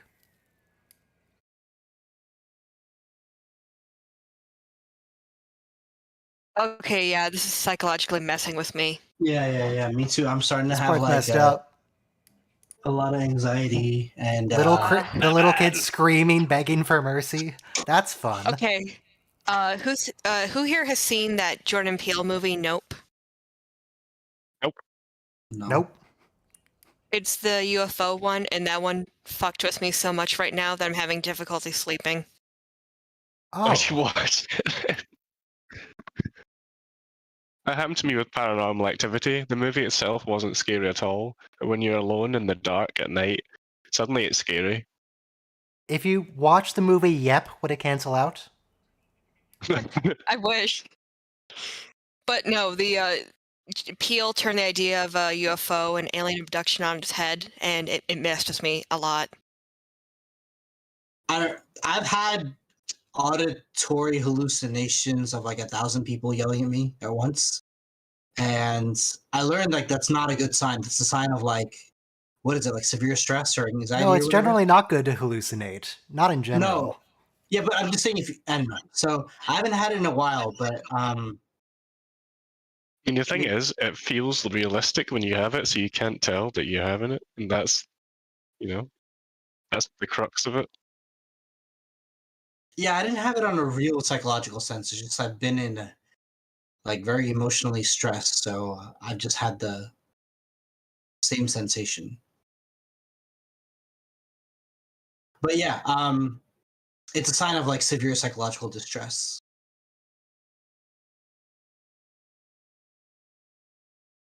What is the emergency power backup system? Because isn't the ship powered by the warp core Warp for core? major things and then a bunch of fusion reactors? Did you see the TNG uniform in there, mixed in there? Like the diesel motors in the back of the ship. The Tesla batteries. So, as far my understanding was that fusion reactors provided the majority of like the general power, and the warp core was just for the warp nacelles. propulsion. But they can use the And warp core for other occasionally you stuff. could- They you could- transfer the. You could redirect power from it, but like the standard is from Seven! fusion. Okay, and then so the matter antimatter conversion just can be used for powering the rest of the ship, but it's mostly for propulsion. That's my Yeah. understanding, but I think there's differing opinions in the channel, so it's I that's think just that's my- correct. I like the There's also a- captions. Yelling voice. What was it? Voices yelling in despair? Yeah. so like There's a hamster on the a wheel energy somewhere. the Yeah. energy from the warp core is channeled in like plasma streams to the nacelles. Anyway, But what did they do? What was the thing? They beamed the aliens- vinculum into space. They gave it away. The Yeah, but aliens. they didn't do made anything the with it, thing. did they? No. They shut it off, so it stopped hurting 7. Boring. They could just like drive away from it. Yeah, they could have left it where it was and just gone to warp and left. Yeah, why'd they do all that episode for? She had to act like a little They girl. needed to get fill out the right season. It was a good acting episode, though. Jeri needed to That's flex right. her acting chops. Oh well, she didn't do a very good job. Like I said, we got Where to does- see elderly mother from Wolf 359 look for her son in a traumatized way. What's the etymology of chops in that context? Because the only chops I can think of are like mutton chops Pork chops. and pork chops. Like facial hair and meat. What? Maybe because it chops up your face. Maybe like chopping is a skill that cooks have, so if you don't have the chops, you don't have the skills. Maybe like chops is like a muscle, you know? So like you don't have the chops for it, you're not strong enough for it. Yeah, The yeah. reference is literally to one's chops or facial muscles, specifically the lips, tongue, and cheeks. Okay. So you don't have the Okay. you don't have the cheek muscles to do it. Okay. I don't know cheek You muscles. don't have a are strong that enough good. face to do it. Okay, I didn't know my face had to be that strong. But fun fact: even smiling takes up like 50 muscles, and even talking takes up like a lot of calories.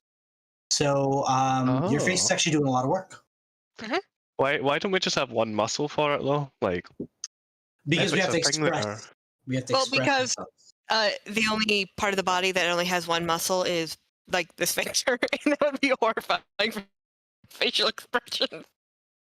Well, the strongest muscle in your body is the tongue. I mean, you don't just have to have like the muscle that is one muscle doesn't just have one shape. It can be a flat muscle. You don't just have to have a face that has a giant sphincter on it. That's how we evolved. Worms, they look the same on both ends. Alright, 1 minute to the final episode, Nothing Human, which I'm increasingly concerned about just how many episodes seem to be Nazi-centric in some way. There's a lot. Well, the problem is it's like medically speaking, what they're doing isn't Nazi-centric. It's Unit 731-centric. Because if Starfleet had access to this data, that means they worked with the Cardassians to get it. Well, Cardassians are officially space Nazis now, so. I think it's just lazy storytelling because Yes, Nazis are but- just used as the big bad evil guy for everything. But this was an amazing bioethics episode. Oh, it was, but Oh the yeah. allegories that they were using were poor. Like, I mean, I think they were quite good, like in terms of like being relevant. and how do you arrive at the morality of the fact that, we I think may you have- should arrive at pressing play in 4, 3, 2, 1, play. an Oh important god. dis- Oh no.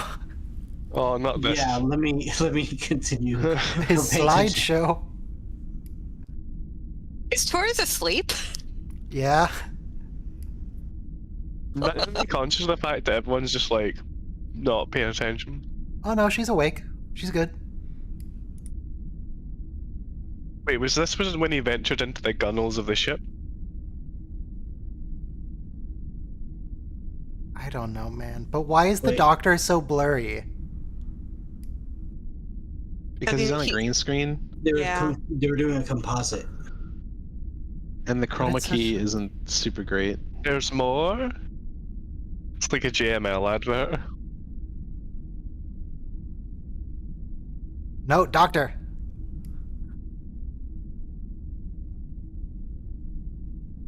What's a What? Vulcan? Why is it so what's a small? reproductive gland? Why is it Why red? reproductive gland What- so small? Shouldn't all the tissue be green though? Yeah. Are we looking at the prostate or are we looking at a testicle? He didn't specify whether it was Reproductive male or gland. female, by the way. So it could I be know. it could be Vorix, it could be It Tuvok. could just be a gland that secretes something involved in the reproductive process. Yeah, Like, it I would could know be- what a It reproductive gland is initiates for an pond fire. Orion. That would make sense. it might be the once every 7 years reproductive gland. Yeah, it's a thing that regulates pond fire. Maybe that's it in its dormant state. Oh yeah, I could see Ah. that. Okay. I don't think Ponfar is that's why- supposed to be regulated, though. Isn't Ponfar just because of like suppression? I don't think Romulans Well, it just do like it. initiates it and just goes. Well, yeah, Yes, they Ponfar is probably- yeah, Ponfar is explicitly a Vulcan thing because Mintonkins and Romulans don't experience it. Okay. I guess well, like there's eventually, precedent. enough electrolytes build up in their reproductive gland that they have to reproduct. Yeah. There's precedents for traits that are specific to a subset of a species. Right, but So What The question- subspecies am I? Scottish. well, you're Scottish. Whoa. you're the result of Okay, Homo sapiens, which crossed over from East Africa into Eurasia about 7,000 years. I'm only racist against the Klingons. That pushed it too far. And then they mixed with Okay. Neanderthals, so you're Homo sapiens Neanderthal offshoot from Eurasia. So the question would be, do Romulans have this? Because I like how it's the reproductive gland, so you don't have to specify. There's just one. Yeah, It's just So it one must be the Ponfar specifically. yeah.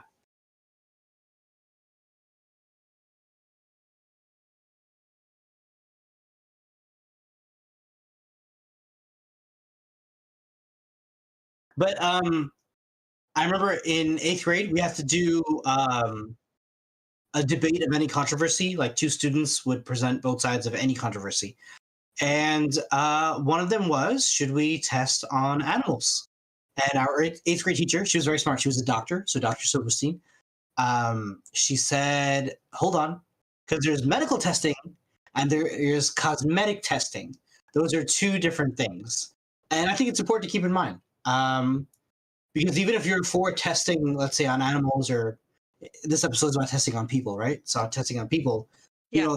there's a thing to like save someone's life, and there's a thing to like, okay, is this shampoo going to cause an allergic reaction?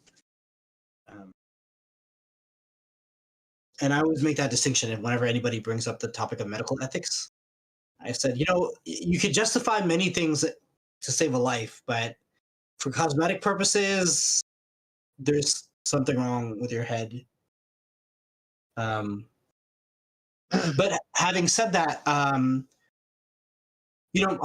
modern AI should allow us to do this without any chimps or dogs being shampooed or chimps being injected with. Wow, now you don't virus. even want to bathe your dogs?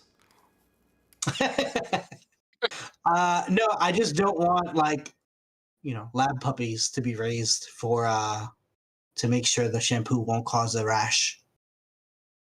But again, like I said though, we didn't have options back then, right? It's easy to say in the late 20th, 21st century, hey, we shouldn't test on animals. But like before we managed to create artificial insulin, we had to take it from pig pancreases and give it to people so they would live. I feel like I should emphasize this episode isn't about animal testing. This is about Human testing. human testing. Right, and On people specifically who Nazi very much are experiments not in the signing up concentration for camps. it. Which, excluding the Russian hypothermia experiments, all of it was bullshit. Like, the quote-unquote experiments weren't done in a scientific manner. The Nazi ones, or dogs being shampooed on, or what? The Nazi ones, excluding the Russian hypothermia POW experiments. No, I think Which like Dr. Mengele, he enjoyed like experiments on twins. But anyway, sorry. He was did, very but like clinical. but here's the thing, none of the shit that he actually did bore any academic fruit. He was just like, He was there's just a dick. actual like, yeah, he was just a dick. Like, and a coworker of his who was unrelated to the Nazis at the time was being sent his like research, quote unquote, and had like a psychotic break because of how unscientific and malicious his work was. Let I me. think the main thing that Mhm. we learned from all of that was like how people react to extreme environments, Stress. because people were like tested with like if they would survive in the cold or if they would survive burns or like torture to the individual. But Now, if they were smart, they would have made more allusions to Unit 731, which was the Japanese Bioweapons Division, in which, like, there should have been a Yeah. line saying, "Holy shit, we actually gave this guy a pardon. What the fuck were we thinking?" Yeah. Because- Yeah, they had an active biological warfare program to infect people. Oh, I remember this episode. Yeah, it's It hard to attaches forget. to Balana. Yeah. How's it gonna get through the force field? That's It that's just jumps through. that's the other Okay. amazing thing, though. The art design of that prop, because obviously they're coming off of Alien with Sigourney Weaver, but like, yeah, the parasitic thing on your That chest. CG. This is a horrible episode, Oh, and it's just not the CG wrong one anymore. to be eating my dinner too. Not CGI anymore. So does it just like puncture her thoracic cavity with like proboscis or something? Yeah, I mean Going it through the penetrates neck. her, like, and but it forms a. No, it's just giving her a big hug. Yeah. It looks so warm. But okay, if we get back off the Nazi thing, because we'll have the whole episode talk about Nazis, right? So The episode is guy- about Nazis. I don't know what to tell you. No, but I want to move back in time a little bit, because before Nazis did experiments on people, there were other amazing discoveries in medical science that were accomplished through testing on people and animals. And I know, like, I don't think it's that irrelevant that we tested on living beings. Like, it's kind of, to me, it's troubling to like do surgery on a chimp. Like, it's kind of, we should avoid that if we can. And dogs too. But the way we discovered Pullman, Argos, you were going to say something? I was just going to say, as opposed to what was being pointed out about a lot of the experiments not getting much value, in this episode we're dealing with the situation where it's specifically the experiments that were done by this exobiologist did have value, and what do we do with it? Yeah. Like, can we use unethically obtained research? Mm-hmm. Doctor says I yes. think we do, yeah. I would Balana argue doesn't know. yes. If you don't That- use it, what was all the sacrifice for? Well, Yeah, for me, the best it's way like to honor their memory would be to Mm-hmm. make some good out of it, right? No? Mm-hmm. Sorry, go ahead. The other side of that coin is it encourages that kind of practice. It's Well, like yeah, keeping yeah. genetic augments out of Starfleet discourages people from trying it in the first place. I mean, what was that episode called Unnatural Selection, where like Picard and crew actually go to a Federation-backed research outpost in which they made 6-year-olds telepathic, telekinetic, and have the bodies of 20-year-olds? Yep. Right. That was before they wrote the whole genetic modified people are not allowed in Starfleet into the canon. I It don't may know have why been this an off-world hologram planet. pragmatically is necessary. Can't they just download the information of the experiment into the Doctor? So they explain that would have been He- that would have been fantastic, because No. then he would have acted slowly more and more Cardassian. Yeah, so he didn't want to pick, like, he didn't just want to consult the database, and he didn't just want to read the papers that are relevant. But to this is his a database. It's just Clippy, but Yeah, Cardassian. So when he picked the most preeminent exobiologist, he didn't realize the guy was also a war criminal, so he didn't know. Well, that wasn't included in the data. That I was feel like something it that should he be included in discovers the through- database. So what's really funny is that I think they actually gave us Mosette his name, because that's his name on his left breast, and I don't know whether or not it's left to right or right to left. He said put a recursive algorithm in, so like what, he installed like a quick sort, and then he's fine.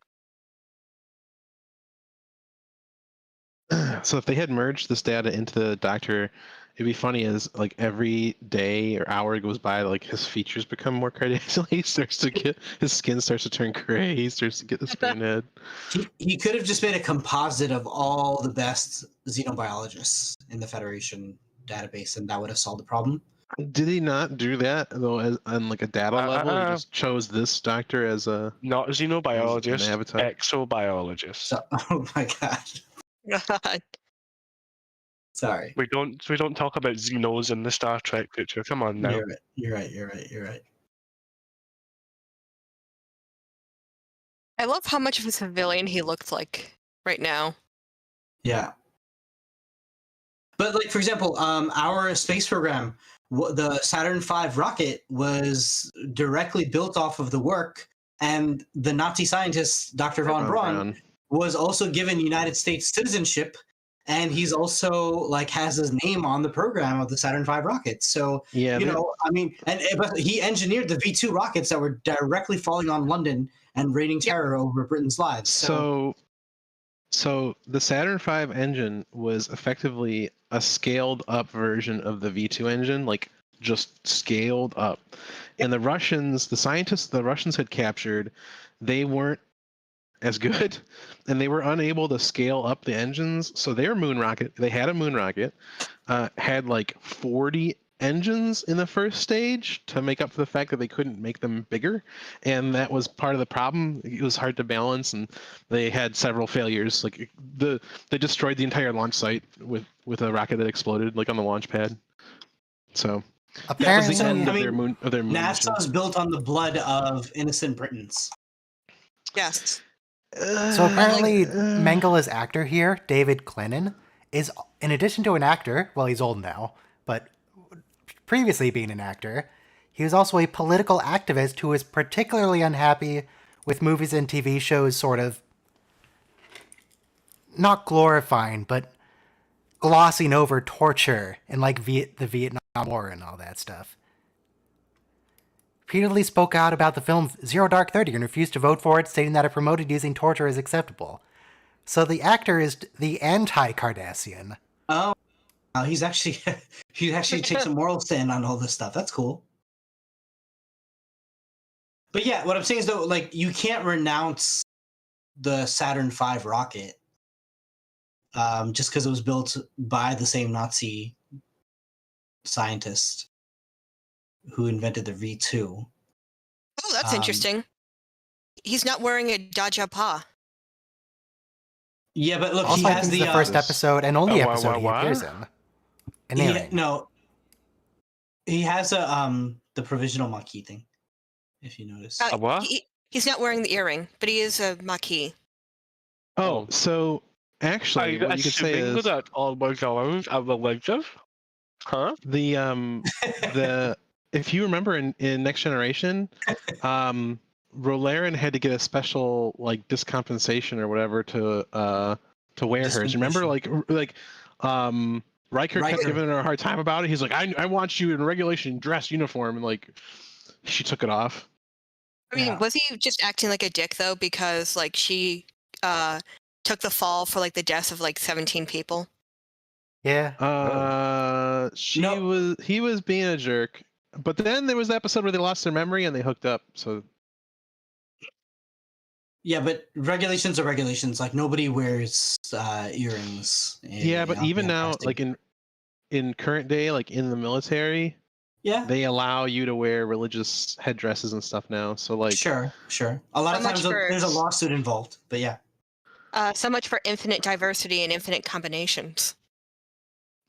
Well, that was, to be fair, that was after Gene Roddenberry passed, so he probably would not have signed off on that. I mean, if you remember the Bajorans, they were also like a terrorist outfit, so it's like, their religion. Anyway, like they were freedom fighters. Freedom fighters is different. Terrorist. Mm-hmm. Martyrs. The difference between a terrorist and a freedom fighter, in my opinion, is how many acceptable losses do you permit? What side you're on? No. The difference for me is how blatantly do you excuse your own civilian casualties? Are we getting political about Star Trek? Star Trek doesn't get political. That's crazy. It never explores controversial topics through the lens of sci-fi. Especially not terrorism in Star Trek. That's crazy. But this is funny because the first time B'Elanna sees the Nazi doctor, she like almost jumps out of the bio bed. I know. Well, she doesn't like Cardassians. This is an established trait of hers. Yeah, but that's gonna be her surgeon. No thanks. So, did she just dismiss his expertise because he's gray? Yes. Yeah. But her instincts because are he's correct. a spoonhead. Okay, but Is the culminate. doctor just a walking database? Hmm? Yeah. Technically, yeah. Argos, what And do you so think? am I. He has a personality. Is Yeah, but he has, like, a cold-blooded an mid- insult for Cardassians, or are they actually cold-blooded? They They're are. mammals. cold-blooded. No, but mammals can be cold-blooded. No, they can't be. Okay, wait, no, that's sorry. one of the fundamental things that make a thing a mammal. Okay, sorry. Snakes can be warm-blooded. Certain We reptiles are decided warm-blooded. that the box that mammals go in must be warm-blooded. Okay, here's the thing. You- If Cardassians are reptiles, I sure as have a hell of a lot of questions about how infertile they are with other species. Are The- any reptiles warm-blooded? Yes, snakes are. I just did a and we Google. think- I did a Google. We think, I'm gonna we read think it. certain dinosaurs were warm-blooded also. Hold on, let Robo read. There's Okay. apparently one lizard that is known to have the ability to raise its own body temperature. So it's mesothermic. Endothermic. In- isothermic. According to a new study, the tegu's ability to raise its body temperature 10 degrees Celsius warmer than its surroundings make it the first known warm-blooded lizard. If it's mesothermic, is it subject or susceptible to mesothelioma? Okay. Maybe a Just child didn't know. for financial Let's see. compensation. Are any snakes warm-blooded? Are any snakes warm-blooded? Snakes, lizards, crocodiles, alligators, tortoises, and turtles are all reptiles. Reptiles are cold-blooded. Okay. I don't know what to Sorry. tell you. I think there's a single exception in the all of the reptile kingdom, and none of them are snakes. As far No. as a cursory Google search has told me. Apparently, The doctor's three- talking about, it's like, oh, you earned all these awards. You must be so cool. You're such a great guy. You got all these awards from Nazi Germany. Wait, But like, here's the don't they thing. So set up the a golf? Federation. Don't they have a golf appointment? Hold on, you were Hey, saying. Germany's our ally these days, okay? I didn't say just Germany, specifically Nazi Germany. Look, Germany and Japan are both very, very sorry for all the things that happened. Yeah, Germany okay? these days is cool. They're good. Japan has Like, we never are sorry. apologized. To China. I mean, Yeah, or they've Korea, never or apologized. Korea, by the way. It's not just China. yeah, but And also the- China. The president of Japan visits the shrine where all the war criminals are buried, and he like just solidly like nods to all the people who are like raping Chinese women and Korean women. And they're like, "Oh, that never happened." You're right. I mean, Yeah. they're sorry, but they're not sorry. It's like the apology, not apology. It's like, I'm sorry, your feelings are hurt. Well, here's the thing. How many Nazis are still alive right now? Or people who are complicit in the activities? Wait, are we talking? Oh, original actual Nazis, not new Nazis? ones. Oh, geez, I mean, probably how not. many- Oh, geez. I call those cosplayers. They're like Nazi cosplayers. I think they're all dead by now, JJ. Like, even the So- ones in Argentina.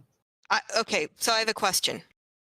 Should you have a country still apologize if literally no one involved in it is still alive? It depends on how bad was the thing they did. You know. I mean, countries do it all the time where they'll apologize for something that happened hundreds of years ago. Yeah. So in answer to your question, whether or not you think that it should happen, it does. Were all Nazis bad though? Let me go on mute and shut up. Wait. Is that weird knife thing? Is that like Yeah. Worf's torture The device? scalpel. Yeah. It looks like a scalpel. knife with a screwdriver on it. That Yeah, it episode looks like where Worf's- everyone was That was kidnapped from from Schisms. TNG. Yeah, Yep, schisms. schisms. It was curved. He's like, we don't need Um, lasers, we just need blades. Whoa, Holy jeez. shit! Doctor is like cutting it like a cake. It's like one of those cake or not videos. Yeah. Cake or not. It's cake. And like oh my the, God. but I mean, here's another thing though. Like I know people say scientifically like lobsters can't feel pain, and Yeah, they can. To me the thing is though, if you like, you know, try to stab something through the head and it tries to run away, it's still like the same thing that I would do if you tried to like put a knife through me. Like I even if Like there's some not kind a of coward can't take a knife. I don't want to be losing motor functions. So I saw a video. All right, this is pretty intense. There's 3 dudes go into this like smoke shop in Las Vegas, and they're gonna rob it. And they're wearing balaclavas. And they jump over. A couple of guys jump over the counter and grab cash and stuff. And the clerk pulls out a knife and he starts fighting the one dude, and he stabs him like a bunch of times in the neck. And the dude goes completely ragdoll because he hit the guy been died. stabbed in the neck? It was so intense. But like the whole time he's yelling, "Oh my god, he got me! I'm dying! I'm dead! I'm dead!" And like just goes limp. And I'm like, wow, it was just like It's just messed up. intense. Yeah. Yeah. Did you hear really about messed up. the New York bodega guy who like got Yes. cornered in his own bodega and then they tried to arrest him? Yeah. And, like, he the dude who's a he got they did arrest him. Yeah, but they they did. dropped the charges. They let him go finally. Yeah, it was bullshit. So you mean to tell me this guy who has 100 pounds on top of him and then cornered in his own shop isn't allowed to defend himself? In New York, you're not allowed to defend yourself, even if you're the victim. It's just you can't. It's New York. All right, I was New York taught me one thing: no live witnesses. Don't go to Oh. New York. I was just thinking of like how I was gonna end the stream in a half hour. I was like, all right, hopefully next week we get 1 week that doesn't have a Nazi analog. And I was looking, I was like, oh, Counterpoint is next week where they hide telepaths in the attic. Oh, jeez. Yeah, right. Can we and have even the 1 Devore- week without a Nazi episode? Yeah. Actually, that character was like he was really compelling, right? Like he was a really Actually- good character, and then Yeah, so is and then he Christopher turned out- Waltz ending. God, what was the movie? Inglorious. Bastards. Glorious Bastards. Yeah. Like, Christopher he Waltz was wasn't even, like, compelling a- there. He's still a Nazi.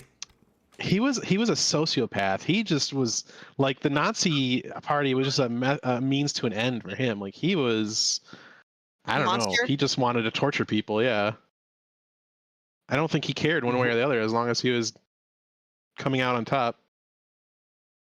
So, I have a question. Okay, this is a great scene because even up to this day we have people who are anti-Semites and Holocaust deniers, and then it's like when you run into someone who like lost their family in the genocide, you have this like visceral reaction where it's like, yeah, my grandfather was in Sobibor, and like I remember one time, so they were deporting a Nazi concentration camp guard from New Jersey. And there was an argument to be made. Look, the guy is 95 years old. What's the point of sending him back to Germany? Like he's here, right? And so I posted on my Facebook, and my Jewish friend was like, "Well, my grandfather was killed in Sobibor, so we can't get rid of this guy fast enough, if you ask me." But to have someone in your family who you lost to a genocidal maniac is very traumatic. I mean, was it like light genocide or just Well, I'm talking about this guy, the Bajoran on the screen. that's a Arrested Development reference? Light treason, just a little light treason. So, I know this sounds kind of fucked up, but he was a child Yeah. in a How can you make the hospital. positive ID? You're saying? Well, how can you make the positive ID, but also, like, he was a child at the time? Hospitals Well, are this is- scary places. The Enough. doctor's literally telling him that right now. So yeah, Dr. Mengele liked to put twins in 2 different rooms and cause pain to one to see if the other would have pain. He loved those. Like if you saw 2 twins, that he was just started rubbing his hands together. Yeah, it was kind of He would cut arms off of one and swap it with the other and see if it would work. Yeah, Yeah, he did some he, crazy stuff. he tried making artificial Siamese twins. Interesting. Let me so I've been wanting to say for a little bit. So in the 1600s, we discovered pulmonary circulation, which means that your heart pumps blood through all the millions of veins and capillaries and arteries and stuff throughout your body. But we couldn't figure out that like your heart's pumping, and that's how like the blood circulates. Like it took us till 1600. So the guy who discovered that, his name was like Severus, and so he was burned at the stake. Severus Snape? No, but his name was Severus. And so he was burned at the stake by John Calvin. And Calvin is, after Luther, the most important Protestant reformer. He came up with tulip and God made you believe, and if you didn't believe, it's because God didn't want you to believe, and that's why you're going to hell. Predestination. Nice guy. Yeah, but pulmonary circulation, the guy who discovered it, he would have like an operating theater, and it was called an operating theater because it was literally like a theater, because people would come and watch, and he would cut a patient open and show off like, well, this is the heart, and this is the ventricles, and these are the chambers, and this is the aorta and Person the would jugular. die. Yeah, but I mean, it's essential to science to observe all this internal stuff, and it took us like thousands of years to accumulate all this knowledge to come to this point. So no, I forgot. So leave my Cardassian doctors alone. Okay. The history of No. medicine is very bloody. Why is the ship not moving? It is moving. You just can't tell because of relative motion of the No, I camera's can moving. tell with it. because the deflector is not lit up when it like moves. But it's they're like at a dynamo on sublight a bike. speed. Yeah, isn't that what impulse engines are for? Impulse. Yeah, but it lights up engines. for special effects. Well, So, you still here's the need a thing. deflector, even at impulse speed. So I have a question. How did the Federation get this data? What If data?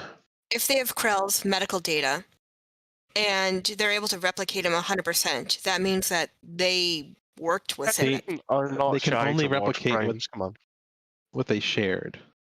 So it was probably obtained through some type of, scientific medical exchange. We do that with Russia. Oh, They get I was gonna like say, did you see the millions of Russian dog teraquads of experiments? data from the medical exchange. Nobody reads it all. They just didn't receive the what you call it, the The war crimes Yeah. part. the torture. Yeah, they left that part out. The Cardassian left that part out. But I was gonna say the Russian dog experiments. I don't know if you've seen this, but basically, they created like artificial heart and lungs, and they would like sever a dog's head and like connect it to artificial heart and lungs and keep it alive.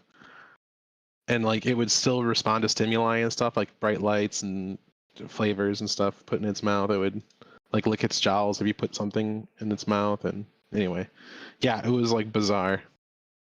And they would kill the dog. They would like drain it of blood and like it would die, and then they would resuscitate it.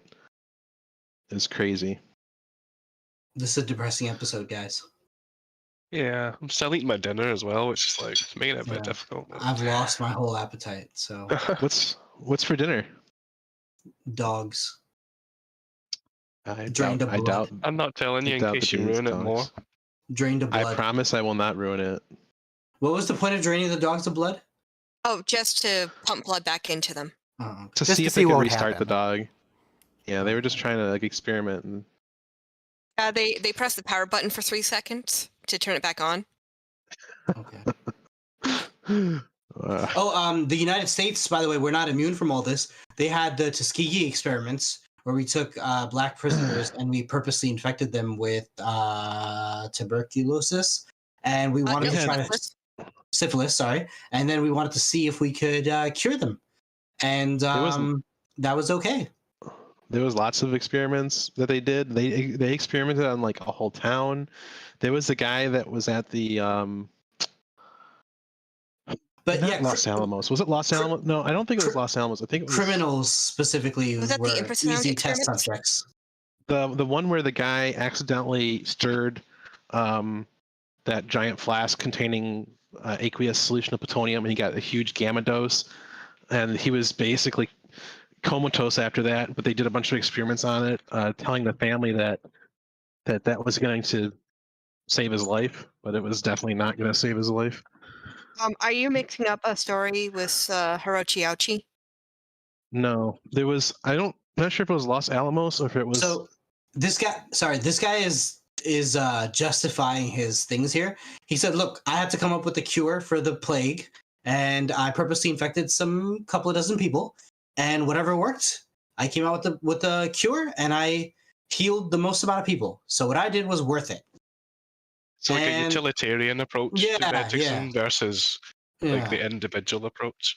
Is it that immoral if you're in a primitive medical environment to do that?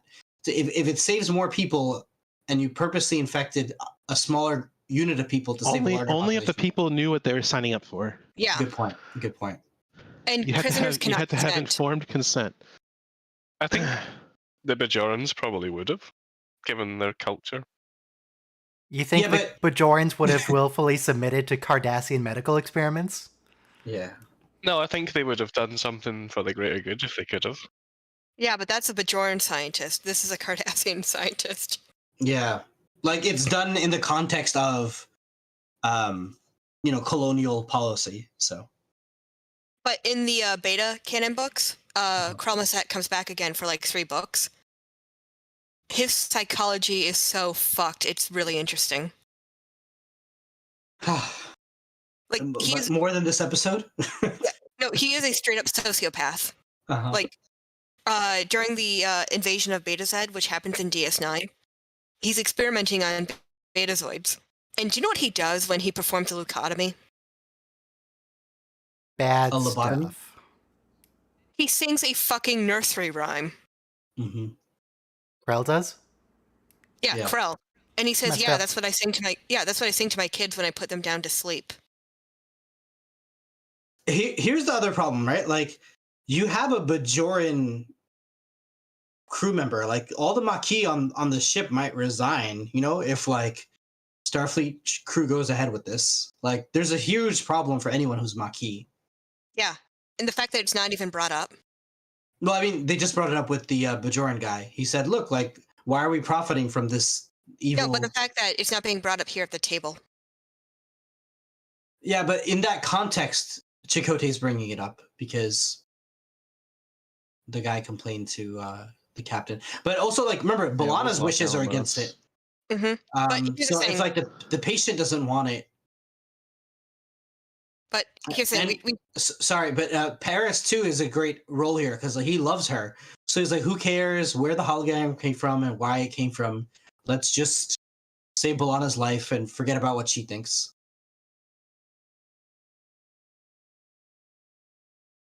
Yeah, like it's your emotions here. It's your emotions that's the problem. You have an emotional bias with your history with the Cardassians, and we need to save our crew member. And plus, if you job.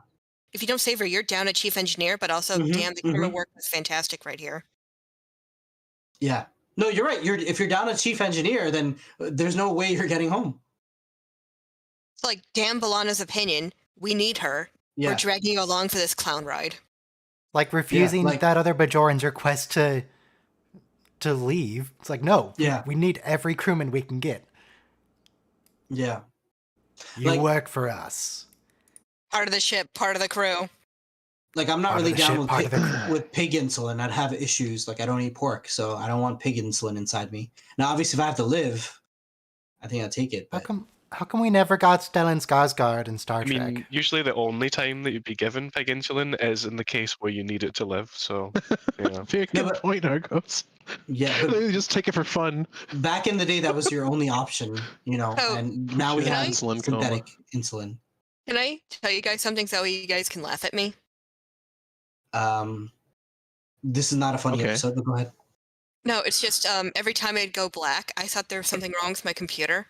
Mm-hmm. I didn't realize that was a commercial break. Jesus. Only have one screen?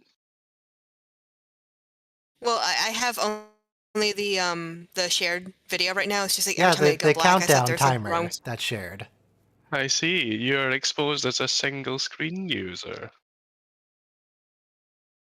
Who only has one monitor? I've been trying at work to get myself a third monitor, but they're resistant to it. I need it. So my work computer only supports 2 monitors, and I'm like, I would really be so much more efficient with 3 monitors because that is the optimal number for what I'm doing, and I would have to go to IT and request a whole new computer because it just doesn't support. My computer supports more monitors, But they're saying like, oh, we can't afford in the budget to buy everyone a monitor, and if we give you a monitor, we have to give everyone a monitor. It's like, can I bring a monitor from home? No. Why? The It second, supports right? Yeah. more monitors, but it doesn't have the ports. Get one of those. It doesn't have the ports. You said it's a Yeah, laptop. so it's capable. Yeah. It's Here, capable I'll of. show you what of- you need. They have a USB dongle for more HDMI. Yeah, you need a USB. You need a USB dongle for DisplayPort, and you to use there is a USB-C port on your laptop that's specifically shared with DisplayPort. You have to use that one.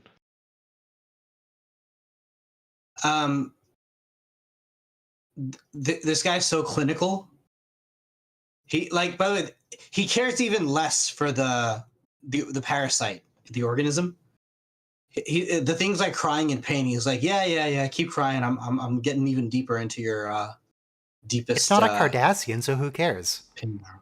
Yeah. But also, like, if you think about it, like, he is doing B'Elanna a solid, oddly enough. Like, yeah, I'm saving your life the best and quickest way possible.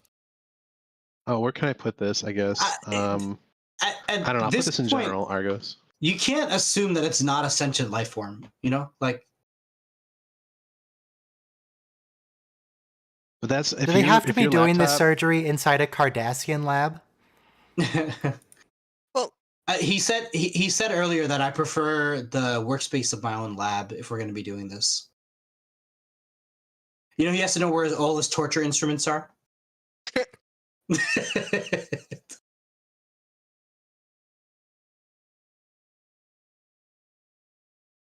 what I found really interesting is that they immediately assumed it was intelligent because, like, the microbrain and the Horta, they just assumed it wasn't even alive. Yeah. So, like, this was shockingly refreshing for once. Yeah. And now we learn in Lower Deck, Starfleet has a policy of, we learned this in TNG too, but if there's even a microbe, we have to check to see if it's intelligent or if it can communicate. Oh, how nice. Yeah. Well, in TNG, when we had the bots, exobots, Mm-hmm.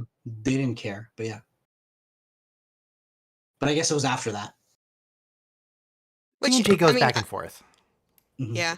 But what I like about Lower Decks is that it shows that the Starfleet Federation people in general are learning from past experiences. So, question about not having beamed it up the whole time. So, when you are transporting someone, you're literally rebuilding them bit by bit, atom by atom, as they say in the show sometimes.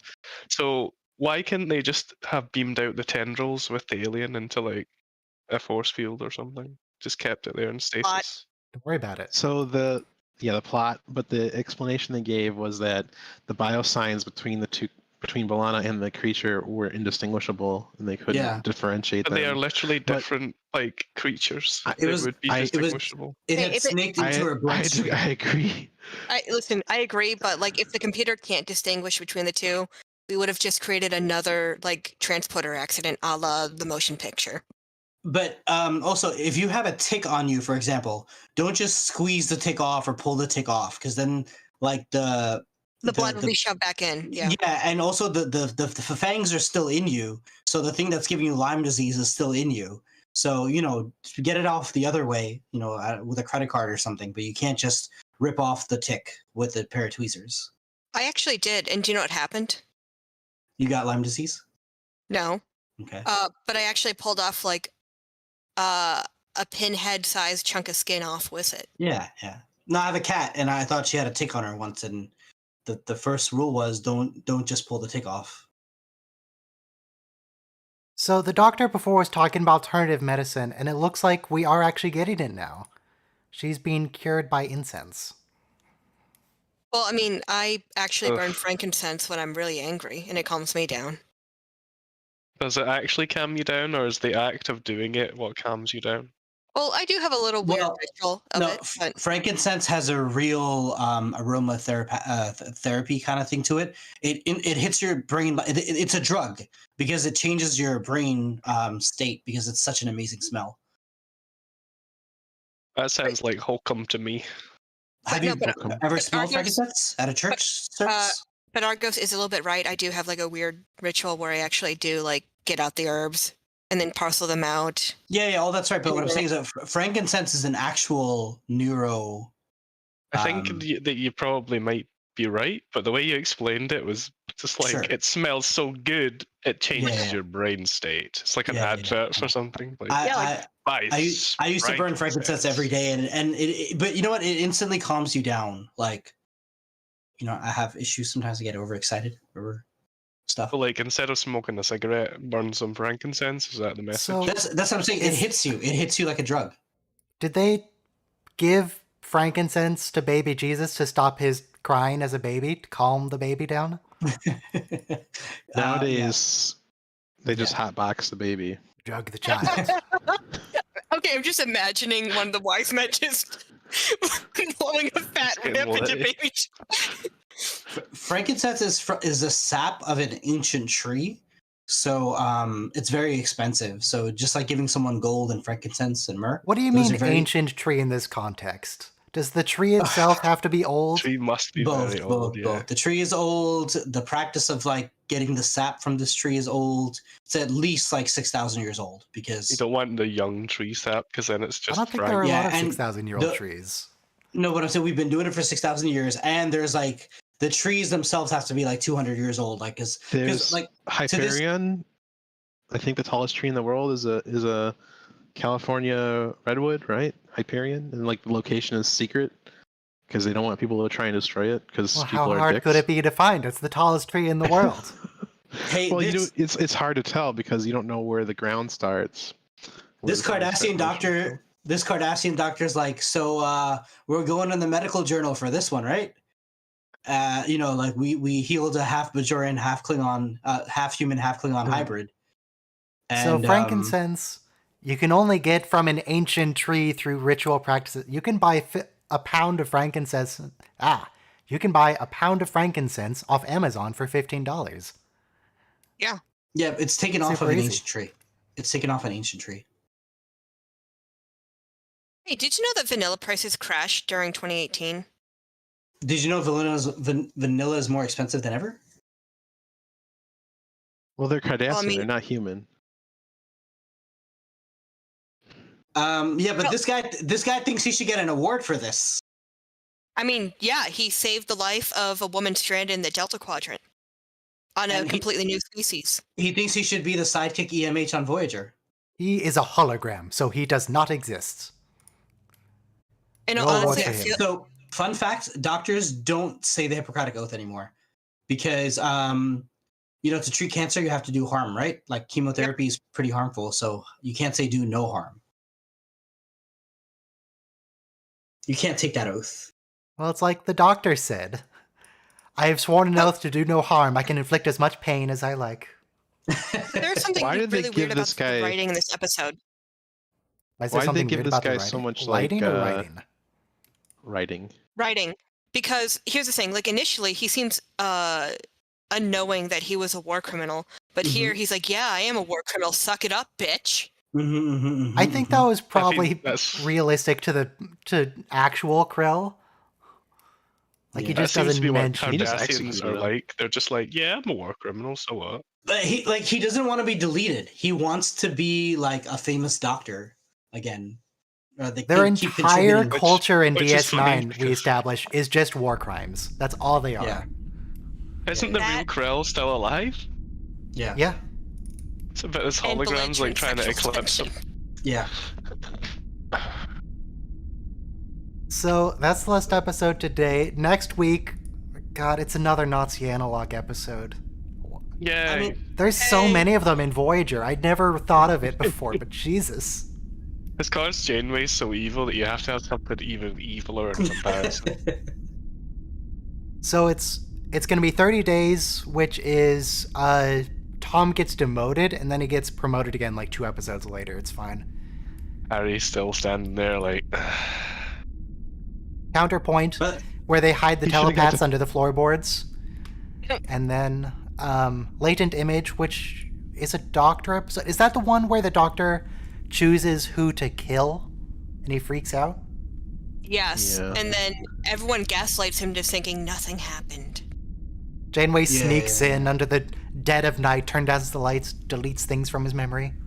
His little camera thing captures it, doesn't it? It's like a Home Yeah. Alone episode. His hollow imager. But yeah, 30 days is kind of meh, I think. Counterpoint and Landed Image are great, though. I like 30 Days simply because it introduced us a submariner society in space. I kind of like that little Fish concept. people.